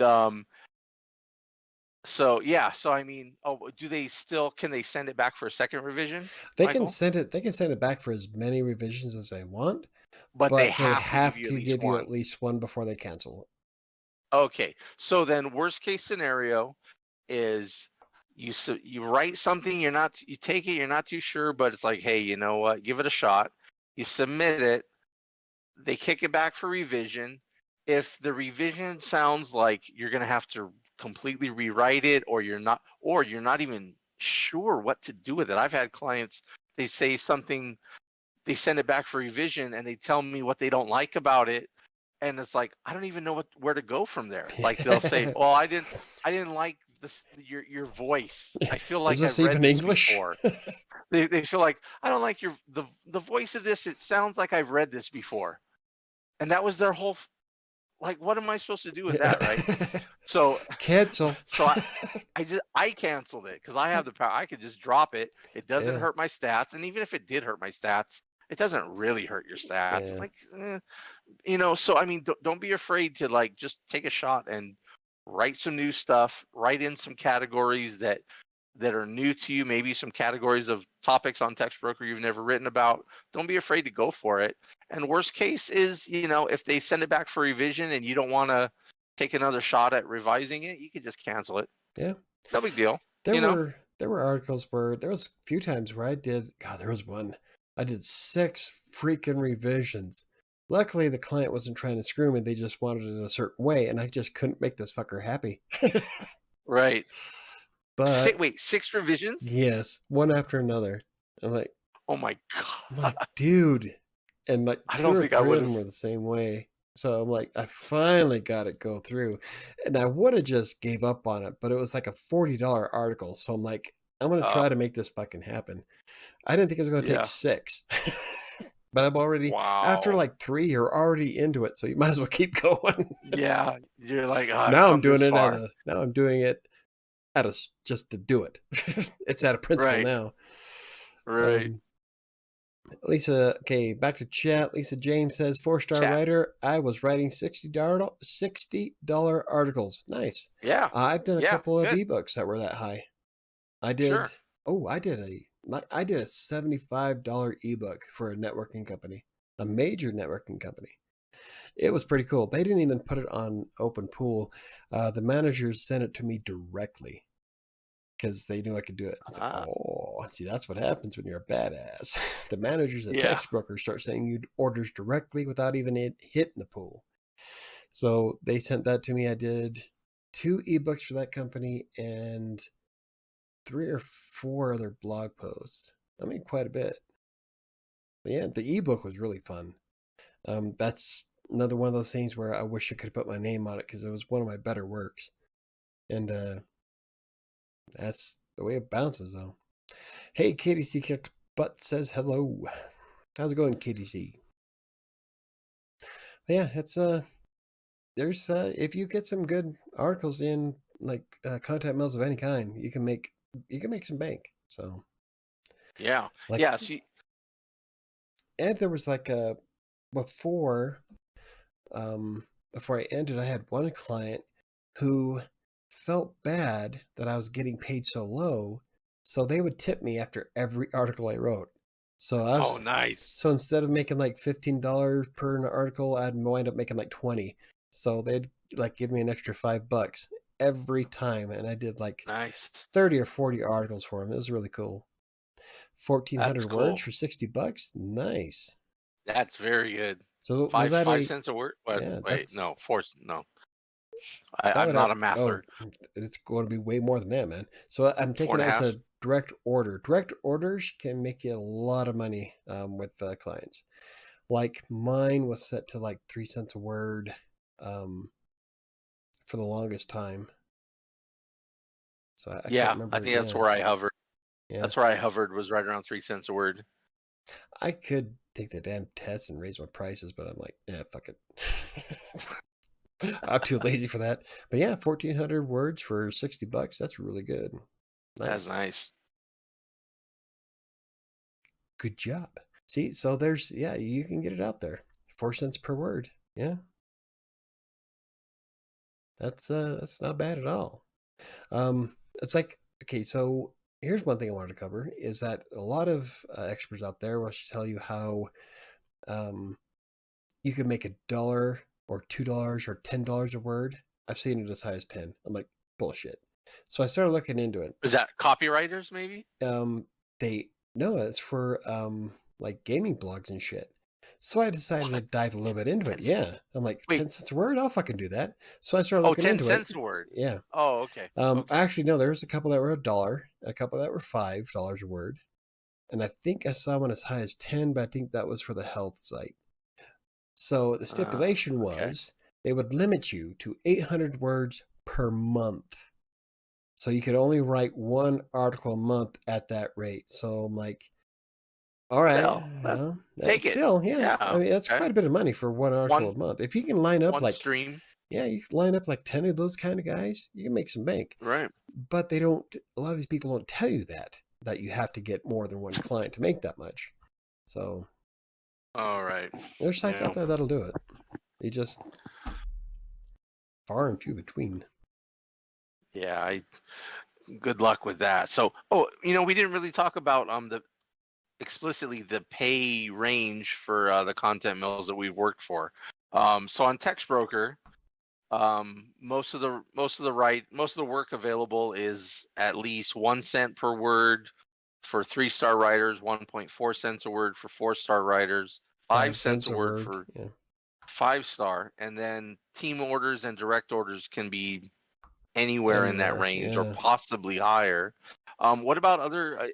Is that's pretty much pretty typical, I think, for content Um, mills. Seems like 1 to 5 cents per word. yeah, like writer access is fairly competitive with TextBooker. I was making about the same amount of money on both sites.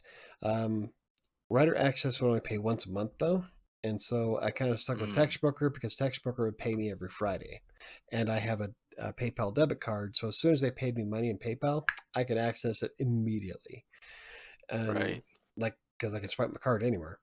Um, Writer Access at the time didn't have as much work as TextBroker, but they've grown a lot since. So if you're thinking about doing content mills, take a look at TextBroker as well as WriterAccess.com. They have they've grown a lot in the years. Mm, I did Fiverr, but I stopped doing Fiverr because I was making more per hour on average on TextBroker than I was on Fiverr. Like Fiverr, when I did when I was writing content for clients on Fiverr, I would average about $12.50 an hour. On TextBroker, depending on the day, I could get as high as $20 to $25 an hour. And so I'm like, yeah. yeah. So you gotta, but there's a lot more that you could do on Fiverr, such as adding more. If you added stock photos and stuff like that, then you could charge more. You can charge Mm, more for certain services. So there's a lot more you can right. do with Fiverr. But I was strictly writing at that point, and so text worker was the way to go. Um, Mm, Hire writers, I didn't make shit on hire writers, and I dumped drop them in a heartbeat. And I know you like them, but I No. don't. I actually don't like them. Oh, I okay. I only recommend them for writers who like for maybe text broker folks who were not able to make 4-star or who got bumped off 4-star and there's no work available. Yeah. Then I would recommend I recommend as an alternative a websites like TextBroker hire writers. But if you're 4-star and up on TextBroker, hire writers is like the back alley of the content mill game. I would promote standing on the corner with a cardboard box than writing for hire writers. Yeah. I was gonna mention, but I didn't want to mention the name because every time we say the word hire writers, every time we mention hire writers, Michael has to go into a rant about them. And then that's going to lead into another rant about some other folks. And we're not even going to go there right now. So we're going to stay on topic. I know where you're going with that.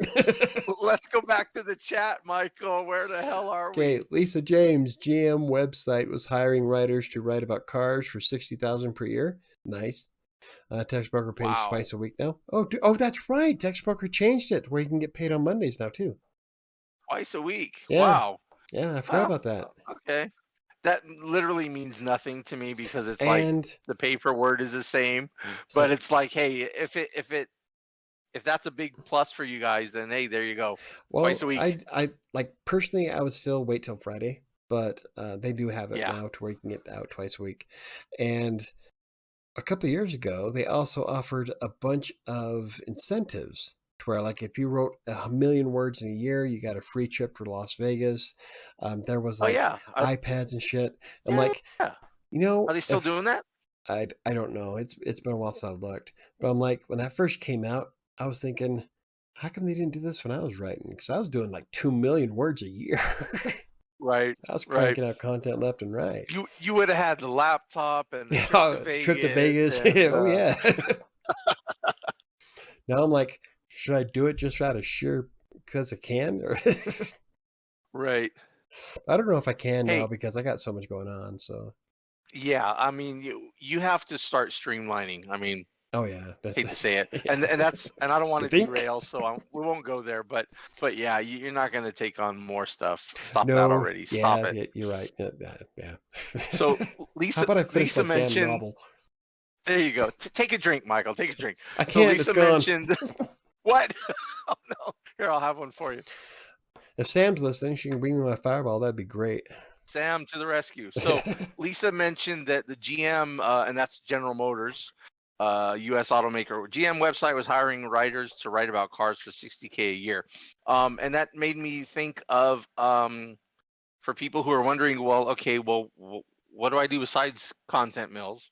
An easy place to go if you're like, you're not sure yet about the whole pitching thing, and okay, if you do want to go that route of cold calling and cold pitching to try and get clients, who do we recommend on YouTube, Michael? We got Megan Grant.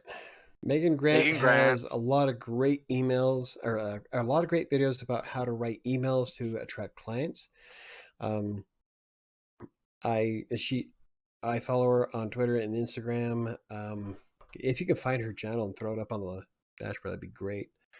Yeah, that's she does an amazing job for that kind of stuff. I like Jordan McHale. She does a lot of private client stuff. Formerly Jordan Roper. And look at that. In case you know her from that. You may pour, but I'm not leaving the bottle. And she what? Oh, is Sam here? You may pour, but I'm not leaving you the bottle. She says she's gonna pour me a drink, but she's not leaving the bottle. Let me wait. Keep going. I'll tell you about. So, anyways, I didn't say when. So check out those YouTube channels if you want to start pitching clients. If you're not quite there yet and you want something that's a little bit of a hybrid between content mills and cold calling, cold pitching clients, I would recommend ProBlogger.com. They have a job board on there with lots of freelance writing gigs, and you could go check out the ProBlogger jobs. Also, Darren, who runs ProBlogger, they post on their Twitter, on the ProBlogger Twitter account. Every day, several times a day, they post several freelance writing jobs on there that are probably in the same pay range or slightly better than Content Mills, and some that are a lot better. So you could click on some of those and you can go apply for some of those writing gigs also. Katie says, hi, Sam. She was in here pouring my drink for me.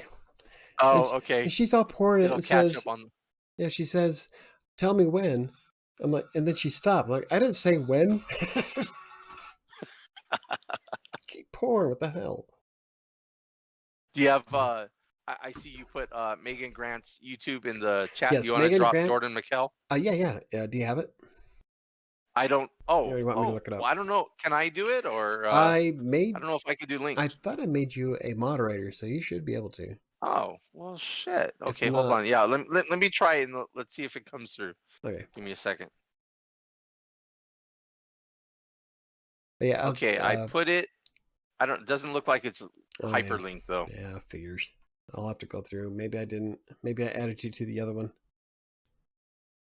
Let's see, Jordan. Oh, do I need to log into your channel to do it? I don't know. Whatever. I don't know. I'm just watching. I don't know how this works. We're just here, Jordan A.N. Here, yeah. Nick. No, E.N. It's here. Jordan? Jordan McKell. I think it's that. Let me see. I can't remember how to spell her name. Actually, she kind of stopped posting stuff for a while, but I think did she come back on and start doing? She had a course and everything too for like cold emailing. Well, it's been a while since I've actually watched her stuff. Wow, Michael Jordan. There. That is so not. Okay, I dropped her name in the chat. It's Jordan Jorden McKell MaKelle. Oh, it's not even. Okay. So yeah, her stuff, and even if it's her older stuff is really good too. Let's see if I can find it that way. So yeah. Let's see. And Jordan. if you can't stand, her last video was 3 months ago. Sorry. Would you build a website for me? I was gonna say, if you cannot handle profanity, hey, and welcome back. Today you I'm won't so like excited Jordan's to share with you stuff. exactly. Yeah. Well, but then if you're here, you can handle it. Right? So fuck, man. Okay. Jordan's where we at? Channel. Wow. Wow. Maybe I shouldn't drink. I can't even spell channel. It's been a couple of months since she's posted, so. But I watched quite a few of hers when I first started, so. Did we miss something? I'll keep Discord open so you can just message me. I think I'm going to go now. Okay, so yeah, she wants me to chat. Okay. Yeah. So anywho, I can't remember why we were talking about Jordan and Megan. Oh, about we were talking about alternatives. Moving beyond Content Mills, because eventually you're going to want to. But I have to say, hey, Dinesh, how's it going? I do have to bring up how there was one person who thanked me in a YouTube video about how to do better as a 4-star on Textbroker, but she was content with only writing for Textbroker. She didn't want to go anywhere. She wanted just the 1 or 2 articles a day so that she had extra cash for the weekend. She really had no interest in making a career out of it. That's completely fine if that's what you're into. Yeah.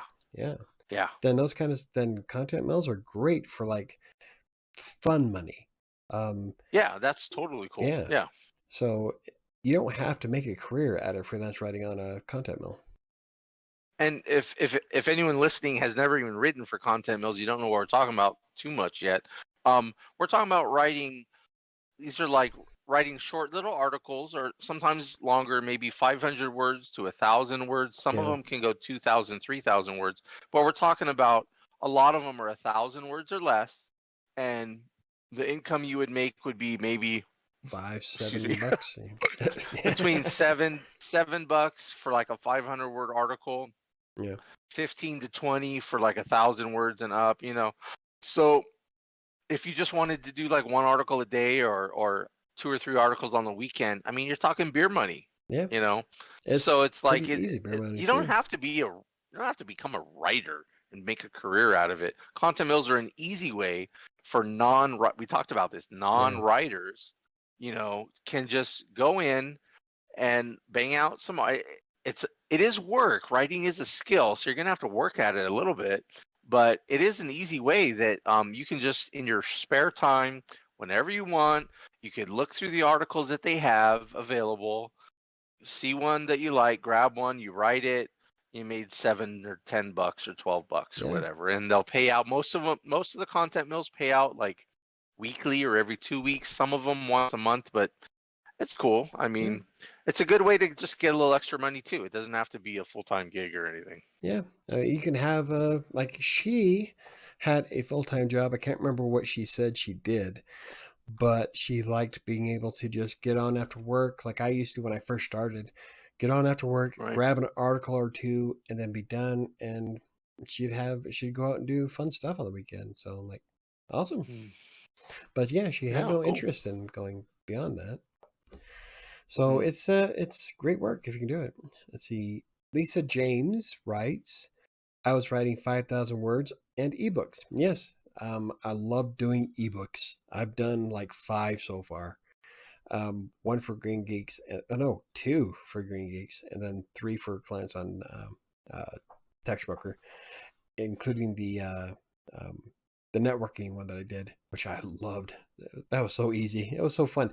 I have a background in computers and networking when I first started writing for TextBooker, so when they sent that client to me, that was like perfect. Like, oh yeah, this is my wheelhouse. And so I was like, bam, crank it out really quick. $75 like that.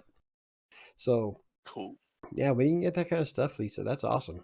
So, but Lisa James here is proof that you can actually make a decent living with content mills, and so am I. Like I said, for 4 years, I brought in enough money to pay all my bills. I was able to quit the school district, and nowadays I have my own house. I mean, it's not a mansion or anything like you see on YouTube with these guys walking into like. I'm trying hard to avoid the topic that we're trying to avoid. I don't have that kind of money, but I do have a 2,400 square foot house, a giant backyard. I live 15 minutes from the airport. Oh yeah, I got my peas growing in the backyard. I got pumpkins growing. I'm telling you, oh no, not any pumpkins. Giant mammoth pumpkins. I pull 50-pound pumpkins out of the son of a bitch. So. Oh my God. You gotta like if you gotta follow me on Instagram, because last year when I took pictures of it, the skin on those pumpkins was like 4 inches thick. Oh my. It was an effort to cut the son of a bitch. Mine was 50 pounds. My daughter's was 35. But anyway, I have all this space, so I'm not rich by any means, but I can afford a house, and I love what I do. That's all that matters, is whatever makes you happy, Don't you? Okay, so Diana writes. Chat. Yep, going to chat. Diana writes, I got to remember to do that. I'm like, okay, we're trying to do this for a podcast. So Diana has been waiting so patiently for us to talk about D-Bag. So we can't go through an entire podcast without talking about D-Bags. So take it away. Do you guys want to hear my update on White Pants D-Bag? It's good. Okay. So KDC, D-Bag is the guy she has a crush on, but we all call him a douchebag because she's the one who called him a douchebag, saying how he dressed like one. So, and he's got a man purse. I don't even know if I'm supposed to edit this whole part out of the podcast or what. We'll see. We'll figure it out. But go, Diana, go. Tell us all about D-Bag. Aren't you proud of me? I wait this long. Diana, we are all proud of you, Diana. You have been just holding on. Okay, as she's writing that, I wanted to bring up, Ron brought up something. Megan has a course teaching LinkedIn and how to pitch clients. Yes. Megan Grant is good. Check out her channel. It's awesome. Yeah. Thank you, Ron. And for those, and also, in a completely unrelated note, Megan interviewed Michael a few weeks back, and that's on her. Is it on her YouTube channel or her blog? Her blog. Or both? It's on her blog, and she said she would return the favor on an interview on probably the channel. So I'm trying to figure out how to get all that to work. So I would love to get her on the podcast. Yeah, do it. Just yeah. Actually, just do like the two of you, and you can do an interview. Yeah. Just a one-on-one interview. That would be great on YouTube and stuff. Yeah, in the podcast. She's great. I've known her for a while now. We chat back and forth all the time. She's an awesome woman. Her and her, I don't know if it's her husband or her boyfriend or what. But he's great. He's an awesome guy. So yeah, her dude's awesome. But yeah, she's great. I really like her. Okay, but enough about Megan. Let's talk about Diana. Diana's douchebag. He told me that I'm doing a really good job at work. Okay. Oh. Well, please don't tell me you're misconstruing that as flirty. So basically, he wants to have sex, right? Is that where we're going with this? Well, that escalated quickly. You're doing a great job. Let's jump on the sack.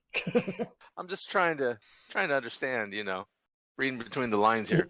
Even when he's nice to me, though, he has very closed body language around me. I'm not sure why. Probably because he's dating somebody else. I would say trust the body language. It's very honest. Yeah. Yeah. Yeah. Move on. Sorry. And for those of you who don't know, might I recommend alcohol? Yes. For those of you who don't know, Diana has a crush on somebody, and he's dating somebody else, and so we keep telling her that she needs to move on. But she keeps telling us she knows what she wants. She's a strong, confident woman who knows what she wants. With a guy with a man purse. Sorry, I'm Generation X. We don't do man purses. Pansy. Do you think he knows that I like him? If you're as obvious at work as you are on the YouTube channel, probably. Yeah, but sorry. Nice. I bet he probably does by now. If he doesn't, then he's oblivious and you don't want him anyway. Yeah. Yeah. Besides, do you know that he likes his girlfriend? Yeah, right? Okay, I can be completely rude. Sorry, but like I'm gonna drink. Whose name is he moaning tonight? Okay. Come on. Sorry, Doc. We're being mean now. We got to stop being mean. We tend to do that. The more we drink, especially. I'm more honest. It's honest. We love you. We love you. Yeah, I love you, Diana, but I'm telling you, you got to move on. You got to find a way to just move on. What is a man purse from KDC? A man purse is a purse that a man wears. I mean, it's that simple. It's kind of like a fanny pack, but feminine. Yeah, it's like, well, it could be, it's just when guys wear a bag like over their shoulder with a shoulder strap, like a purse. That could be a satchel. A purse is. I'm half tempted to pull out makeup. Well, it doesn't have to be bedazzled and bejeweled and all that. I mean, that's what I'm visualizing. I'm visualizing. It could be like a messenger, like a small messenger bag type thing, or I'm envisioning this guy walking in with his white pants and a bedazzled purse. Oh God! And his whoosh. Right, wearing a pompadour. Hi. Hi guys. How's your weekend? We're such assholes. Oh, we're gonna get bad for sure. God, we will never make a dime off this podcast, but it's all right. Yeah, well, we'll never get a sponsor. We don't do this shit for money. If fucking Crowder can get a sponsor, why can't we?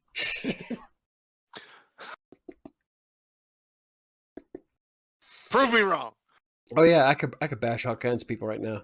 I've been drinking. Okay, haha, no, you guys are hilarious. I like when you guys give me crap about it. Well, it's all out of fun.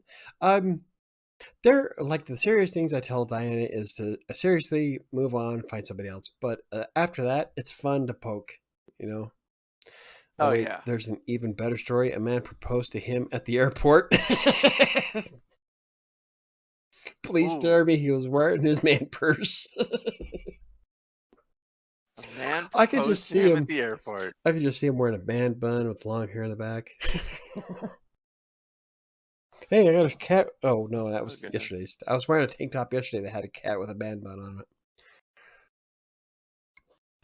Hey, I just want to know, just off the record, are we pretty much done? And this is the part where I'm probably going to edit yeah, this. I'm cool with it. I'm cool with it, man. We got a handful of people watching. Let's just hang out, guys. How's everyone doing tonight, man? So Sam says, how's what do you guys got planned for the weekend? Sam says it's wrap up time. So yeah. Yes, we have a photo of it at the office. Nice. Okay, so the guy proposing down on his knee. Marry me, D-bag. It's not. It is a completely different show when both of us start drinking, isn't it? I like us. Yeah, me too. I don't know if anybody else is going to like us, but yeah, whatever. 6 people like us. Yeah, well, I got 10 on my screen. Yeah, but they don't actually like us. If you look at the thumbs up button, there's 7. One of them is me. One of them is you. 5 people like us. I don't think I actually liked our video. Oh, really? Was it just me? Probably. Well, maybe it's 6. Maybe it's 6 people like us then. See, I was right the first time. All right, it's 9 o'clock. We've been on for 2 hours. Let's go ahead and wrap it up. What did we cover? We covered pros and cons of content mills. What did we discover? That we did. I don't know, but we did a good job of staying on topic today. I think what it is. We did. I think what it comes better at this. Yeah, what it comes down to is whether content mills are worth it. It's down to personal preference. They can be worth it for you if you make them work, but you don't have to stick with them. Use them as a stepping stone to something better, like I did. So yeah, or not, or just use them to make some beer money for the weekend, or even to pay one bill, and then you do some other stuff to pay some other bills. Yeah. Like, you know what? No one, dude. There's so many different people out there. We're all a little different. It's all what works for you. Yeah. I personally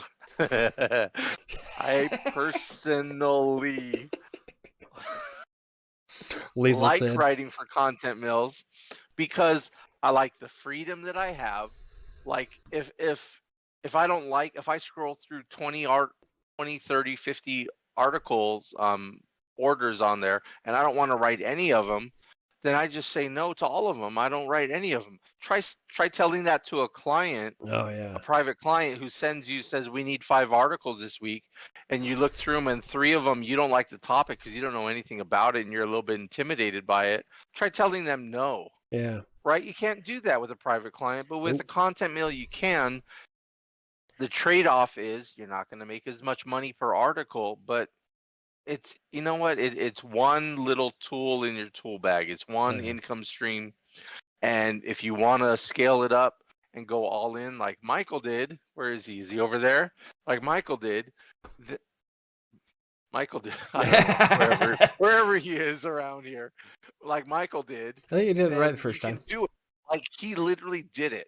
He worked his ass off, and he quit his day job. Yep. He didn't quit his day job first. No. He worked his ass off first at the content mills. Then he quit his day job, and then he started replacing content mill clients with private clients, and then he got his retainer client working for Green Geeks, which is a big web hosting company right now. And so he made it work. He moved out of his place. He bought a house. He, like, it can be done. Like, no matter, like, there are people who will say it can't be done, blah, blah, blah. It's a waste of time. No. Well, let's not see. for everyone. Yeah. Oh, we got me and we got Lisa. Lisa here makes pretty good money on it too. There you go. Yeah. There you go. So it is possible.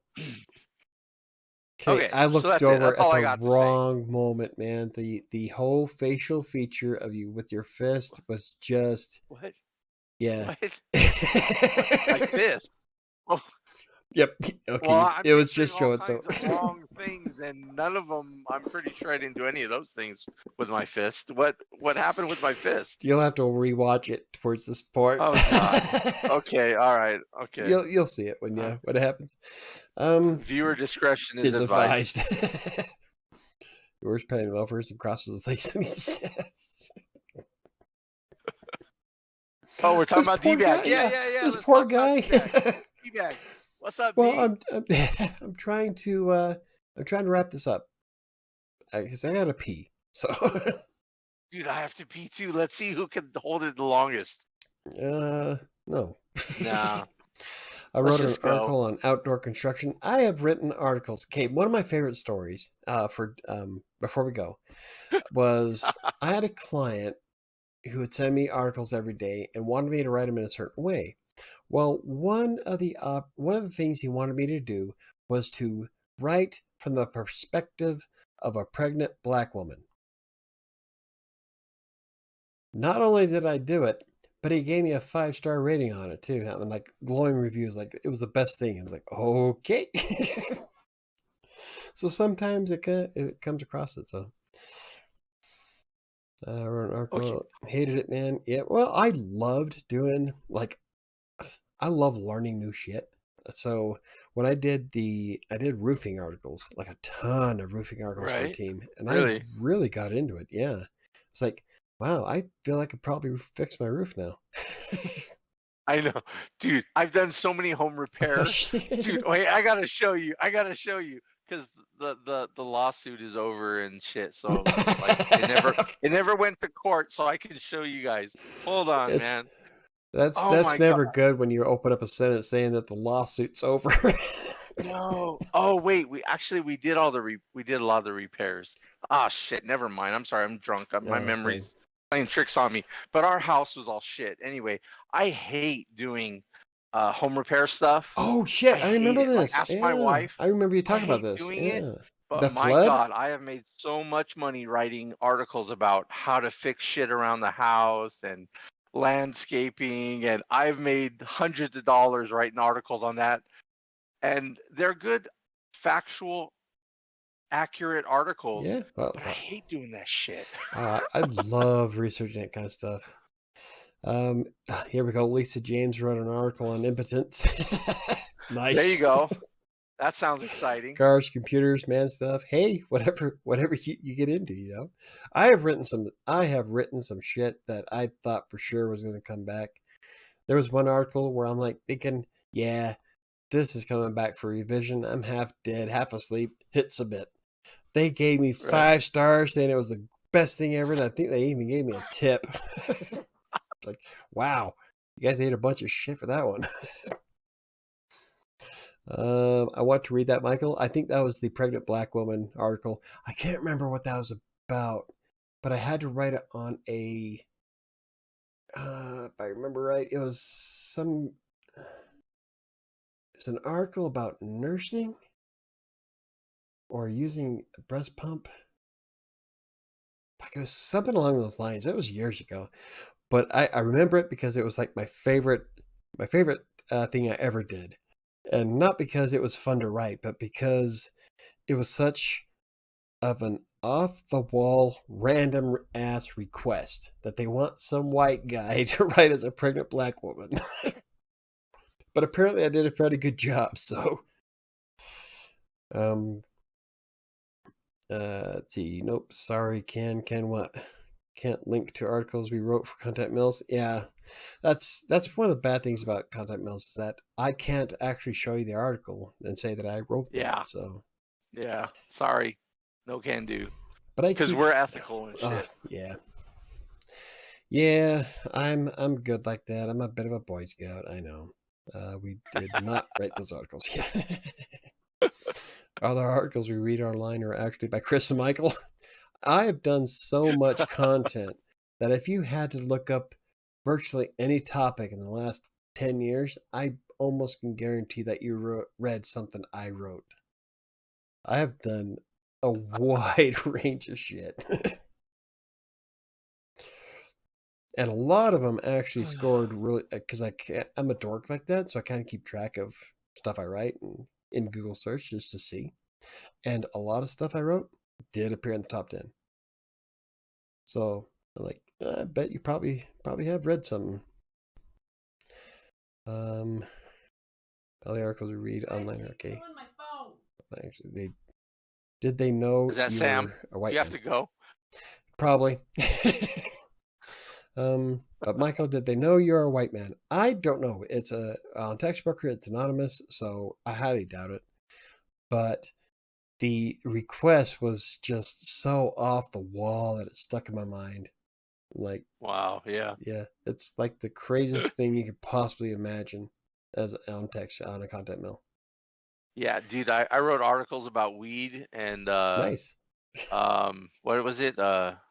Is it THC? I don't even remember. Shit, I'm a THC. little drunk. I never smoked weed in my life, and I'm writing articles about fucking like weed and cannabis, and because that's what people want.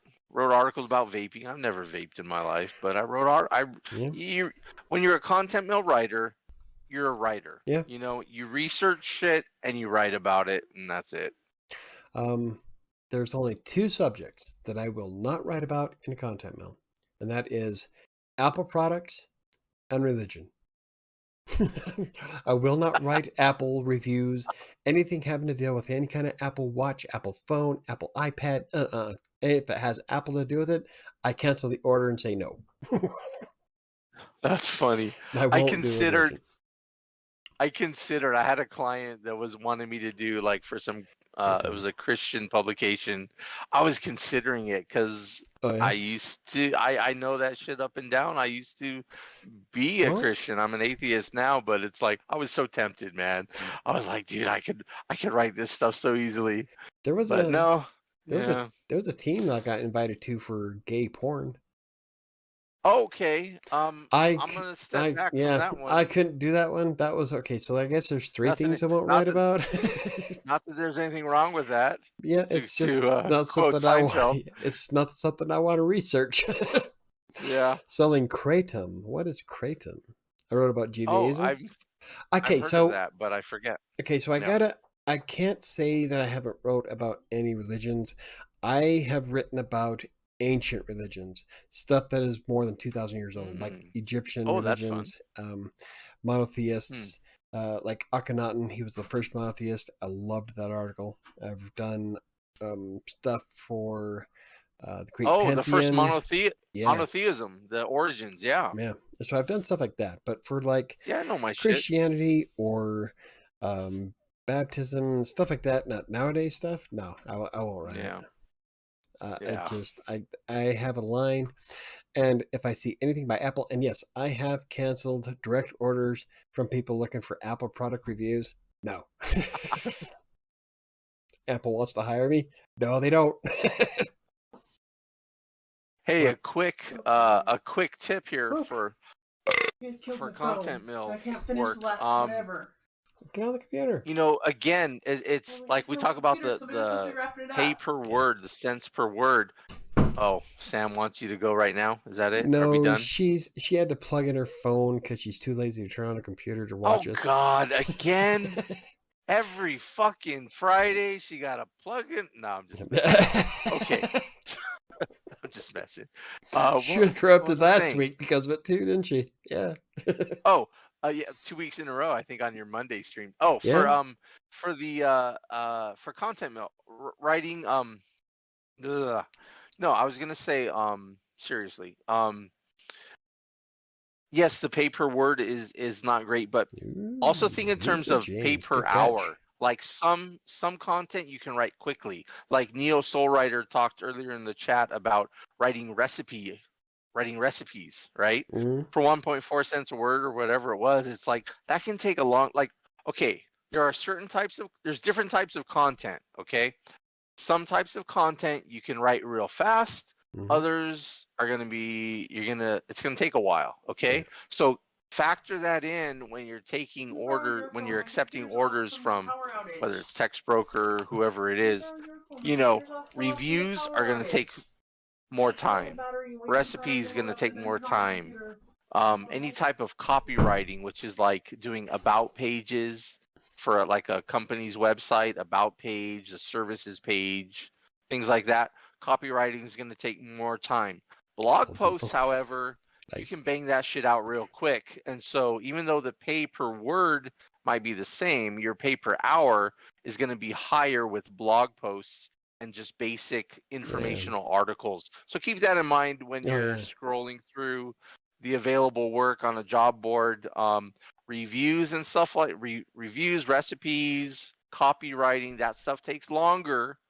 It's going to take more research, and it's just going to, and product descriptions. Yeah. Those things are going to take more time to research and write, but blog posts, man, you could crank that stuff out left and right. So Yeah, that's there's like a tip for you.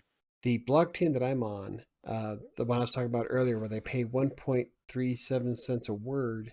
Essentially, they give you a keyword and then give you a website of the content they kind of want you to match it to, and then you can write whatever the hell you want.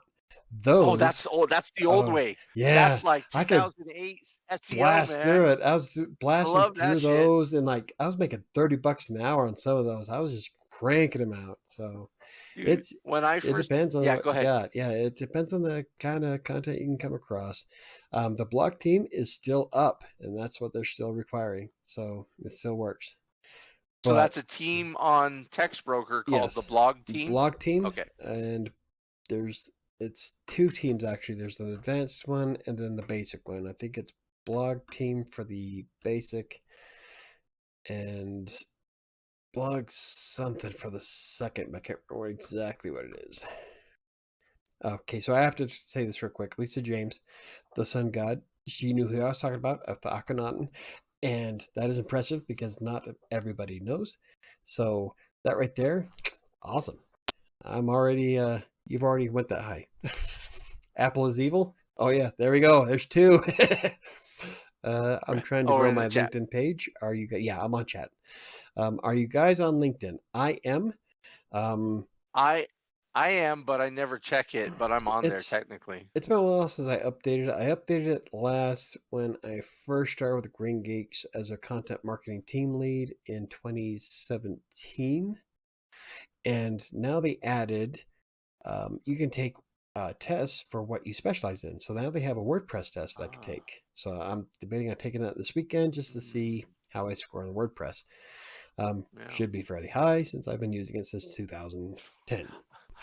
You better be fairly high. Right? Shit. I do WordCamps. Like I went to, in 2019, I went to WordCamp in Kansas City. I did Oklahoma. I did Omaha, Kansas City, Denver. I was going to go to Salt Lake, but they had somebody else go instead. And I was supposed to go to St. Louis, but I had a charity event to go to that weekend. So I did the charity event instead. And I'm hoping next year, with COVID being gone, I'll be able to go back to WordCamp. So if you guys are in any of the cities that I'll be at, you'll be able to see me there in person. Dude, come to Vegas. Do the Vegas one. Oh, I think there is one in Vegas too. I don't come know on, if man. Let's get together. I don't know if they'll send me to Vegas though, because we've got a lot of people in the California area, and they're closer, and they pay for mileage. Oh, that's right. That was one that you guys wanted me to do. Yeah. Yeah. You mentioned that. Because I was trying to get you hired. Never mind. I ain't doing that. Too much pressure. I thought it was going to be bad because I'm a very extremely shy person in public. I am not the same person in public as I am on YouTube. A whole different story in reality. I'm really shy, really quiet. I stick to myself. I'm a watcher. And so I'm the guy that sits in the corner watching the party instead of being part of it. So I was really worried about how that was going to come off in WordCamp, because in WordCamp I was supposed to be more interactive and talking to people about Green Geeks and stuff like that. And so I was petrified. I was like, fuck, I'm going to fuck this up. And as soon as WordCamp started, my manager at the time, Anna, said that it was like night and day. It's like a switch turned on in my head, and I became Mr. Professional, and I was engaging in everybody. She said she was extremely proud of how well I did. So there's that. This is Sam. We could just go to Vegas just because. Oh yeah, because I fly for free, so I can go to Vegas anytime, really. Michael. I have to I come up have- with time though. I have to pee so bad. Okay, let's wrap this up then. Sorry. It's good. Okay, I bought an Apple phone, went to sleep, started screaming in my sleep, had to sell my brand new phone. That's awesome, Lisa. I prefer to My write. wife, You too, have she to got say the the I- punctuation. I added both My you wife guys got on the- LinkedIn. got Nice. the tw- Yep, Mm, Right? yeah, but my Squishy. wife got the iPhone 12. Yeah. We've been using iPhones for years. She got the iPhone 12, and she's like really frustrated with it because this touchscreen is so sensitive. It takes her to all kinds of weird shit. She's like, "What the hell did just happened here?"